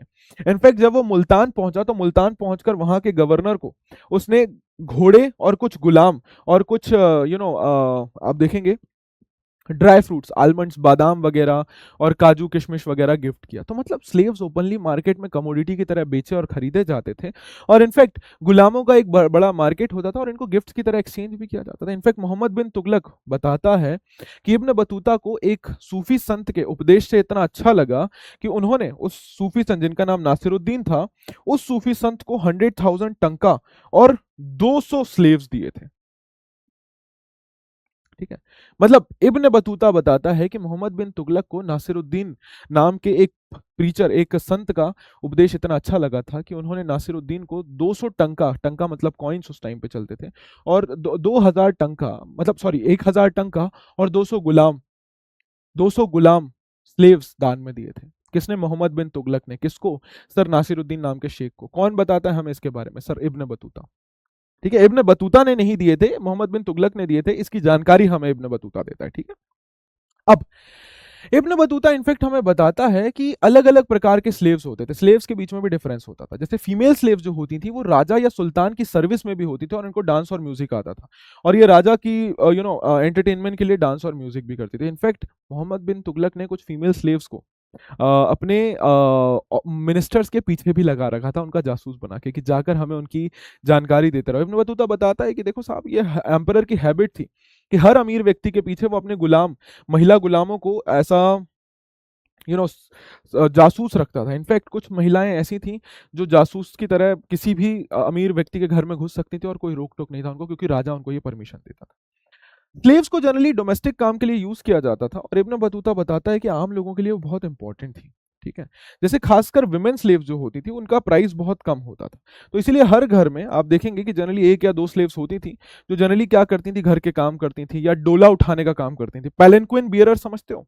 डोला उठाना, पैलेंक्विन मतलब डोला होता था ना, पहले डोले में बिठा के ले जाते थे, तो वो उठाने का भी काम करती थी। अब जो यूरोपियन ट्रैवलर्स थे वो महिलाओं की स्थिति भारत में देखकर खुश नहीं थे। जैसे आप देखो कि फ्रैंकोइस बर्नियर जो थे या दूसरे यूरोपियन ट्रैवलर्स थे, उन्होंने क्या बोला कि भारत और यूरोप के बीच में एक सबसे मेजर डिफरेंस जो है वो ये है कि कैसे यूरोप और भारत में महिलाओं को ट्रीट किया जाता है। जैसे बर्नियर ने हमें सती प्रथा का जिक्र करा है और उसका डिटेल में हमें जानकारी दी है। वो बोलता है कि कुछ महिलाएं खुशी खुशी अपनी डेथ को एक्सेप्ट कर लेती थी, वहीं पर कुछ को जबरदस्ती फोर्स किया जाता था। फ्रैंकोइस बर्नियर बताता है कि लाहौर में मैंने एक बहुत छोटी सी 14 साल की बच्ची को देखा जिसको जबरदस्ती 12 साल की बच्ची को देखा जिसे जबरदस्ती आग में डाल दिया गया। वो नन्ही सी बच्ची बस चीखती रही, चिल्लाती रही कि मुझे नहीं जाना, लेकिन उसे पकड़कर बांधकर उस चिता में छोड़ दिया गया। वो बेचारी चिल्लाती रही और चिल्लाते चिल्लाते आग में जलकर मर गई। बात समझ रहे हो ना? मतलब सती प्रथा समझते हो ना, कि जब किसी महिला के हस्बैंड की मृत्यु हो जाती थी तो उस महिला को भी पहले जबरदस्ती आग में जला दिया जाता था कि भैया अब तुम्हारे हस्बैंड मर गए तो तुम जिंदा रहकर क्या करोगे। उसको सती प्रथा बोला जाता। और कुछ महिलाएं तो खुशी खुशी करती थी, बट बाकियों को जबरदस्ती फोर्स किया जाता था। अब ऐसा नहीं है कि महिलाओं की स्थिति एकदम ही बहुत ज्यादा खराब थी, नो डाउट। सती प्रथा और गुलामी तो थी ही, लेकिन कई जगहों पे महिलाएं जो हैं वो मजदूरी में भी इन्वॉल्व होती थी। वो अपनी फैमिली को चलाने के लिए मजदूरी भी करती थी, खेतों के अंदर और खेतों के बाहर भी। इनफैक्ट जो अमीर घराने से, व्यापारी घराने से महिलाएं आती थी वो व्यापार में भी इन्वॉल्व होती थी। ठीक है, और इनफैक्ट कई बार वो केसेस भी लड़ती थी कोर्ट में जाकर। तो कुल मिला के बात ऐसी है कि महिलाओं की जो पूरी इमेज थी वो मिली जुली थी, कि उनकी स्थिति भारत के अंदर बहुत मिक्स्ड थी। कहीं पर भी एक जैसी स्थिति के बारे में हम बात नहीं कर सकते हैं। ठीक है, तो हमने क्या देखा कि कैसे बाहर के लोग हमारे भारत को, हमारे समाज को देखते हैं, और कैसे उन्होंने हमारे समाज के बारे में जानकारी दी है। बट कई सारी और भी मे बी ट्रैवलर्स रहे होंगे, खासकर महिलाएं रही होंगी जिन्होंने ट्रैवल किया होगा, बट उनके बारे में हमें ज्यादा जानकारी नहीं मिल पाई है। ये देखो मथुरा से ट्रैवलर्स घुमक्कड़ों को दिखाते हुए, प्लीज इस टाइमलाइन को अच्छे से देख लीजिएगा कि मोहम्मद इब्न अहमद अबू रेहान अल बरूनी, मार्को पोलो, देन उसके बाद इब्न बतूता, फिर अब्दुल रज़ाक कमाल दीन इब्न इशाक अल समरकंदी, अफनासी निकितिन, फिर उसके बाद Duarte Barbosa, सैयदी Ali rice, Antonio मॉन्सरेट, Mohammad वाली बाल्खी, पीटर मुंडी, जीन बाप्तिस्ट रवनियर, फ्रैंकोइस बर्नियर। किस किस समय में कौन कौन आया है, क्रोनोलॉजी के ऊपर सवाल आ सकता है। ठीक है, so that's all for this chapter. छोटा सा चैप्टर था। आई होप चीज़ें समझ आई होंगी आपको। जनरली सवाल पूछ लिया जाता है किताबों के ऊपर, सवाल पूछ लिया जाता है कि किस व्यक्ति ने क्या डिस्क्रिप्शन दिया है, किस चीज़ के बारे में डिस्क्रिप्शन दिया है, वो आपको थोड़ा थोड़ा सा पढ़ना है, पॉइंट्स को याद रखना है, ठीक है। तो थैंक यू वेरी मच दोस्तों, I hope you enjoyed the session. मिलता हूं मैं आपसे अगले वीडियो के अंदर। Till then take care, bye bye, जय हिंद, जय भारत। मुस्कुराते रहिए और याद रखिएगा हमारा मोटो, जब तक तोड़ेंगे नहीं तब तक छोड़ेंगे नहीं। Thank you very much people, take care, bye bye, sayonara, keep smiling, ख्याल रखिए अपना।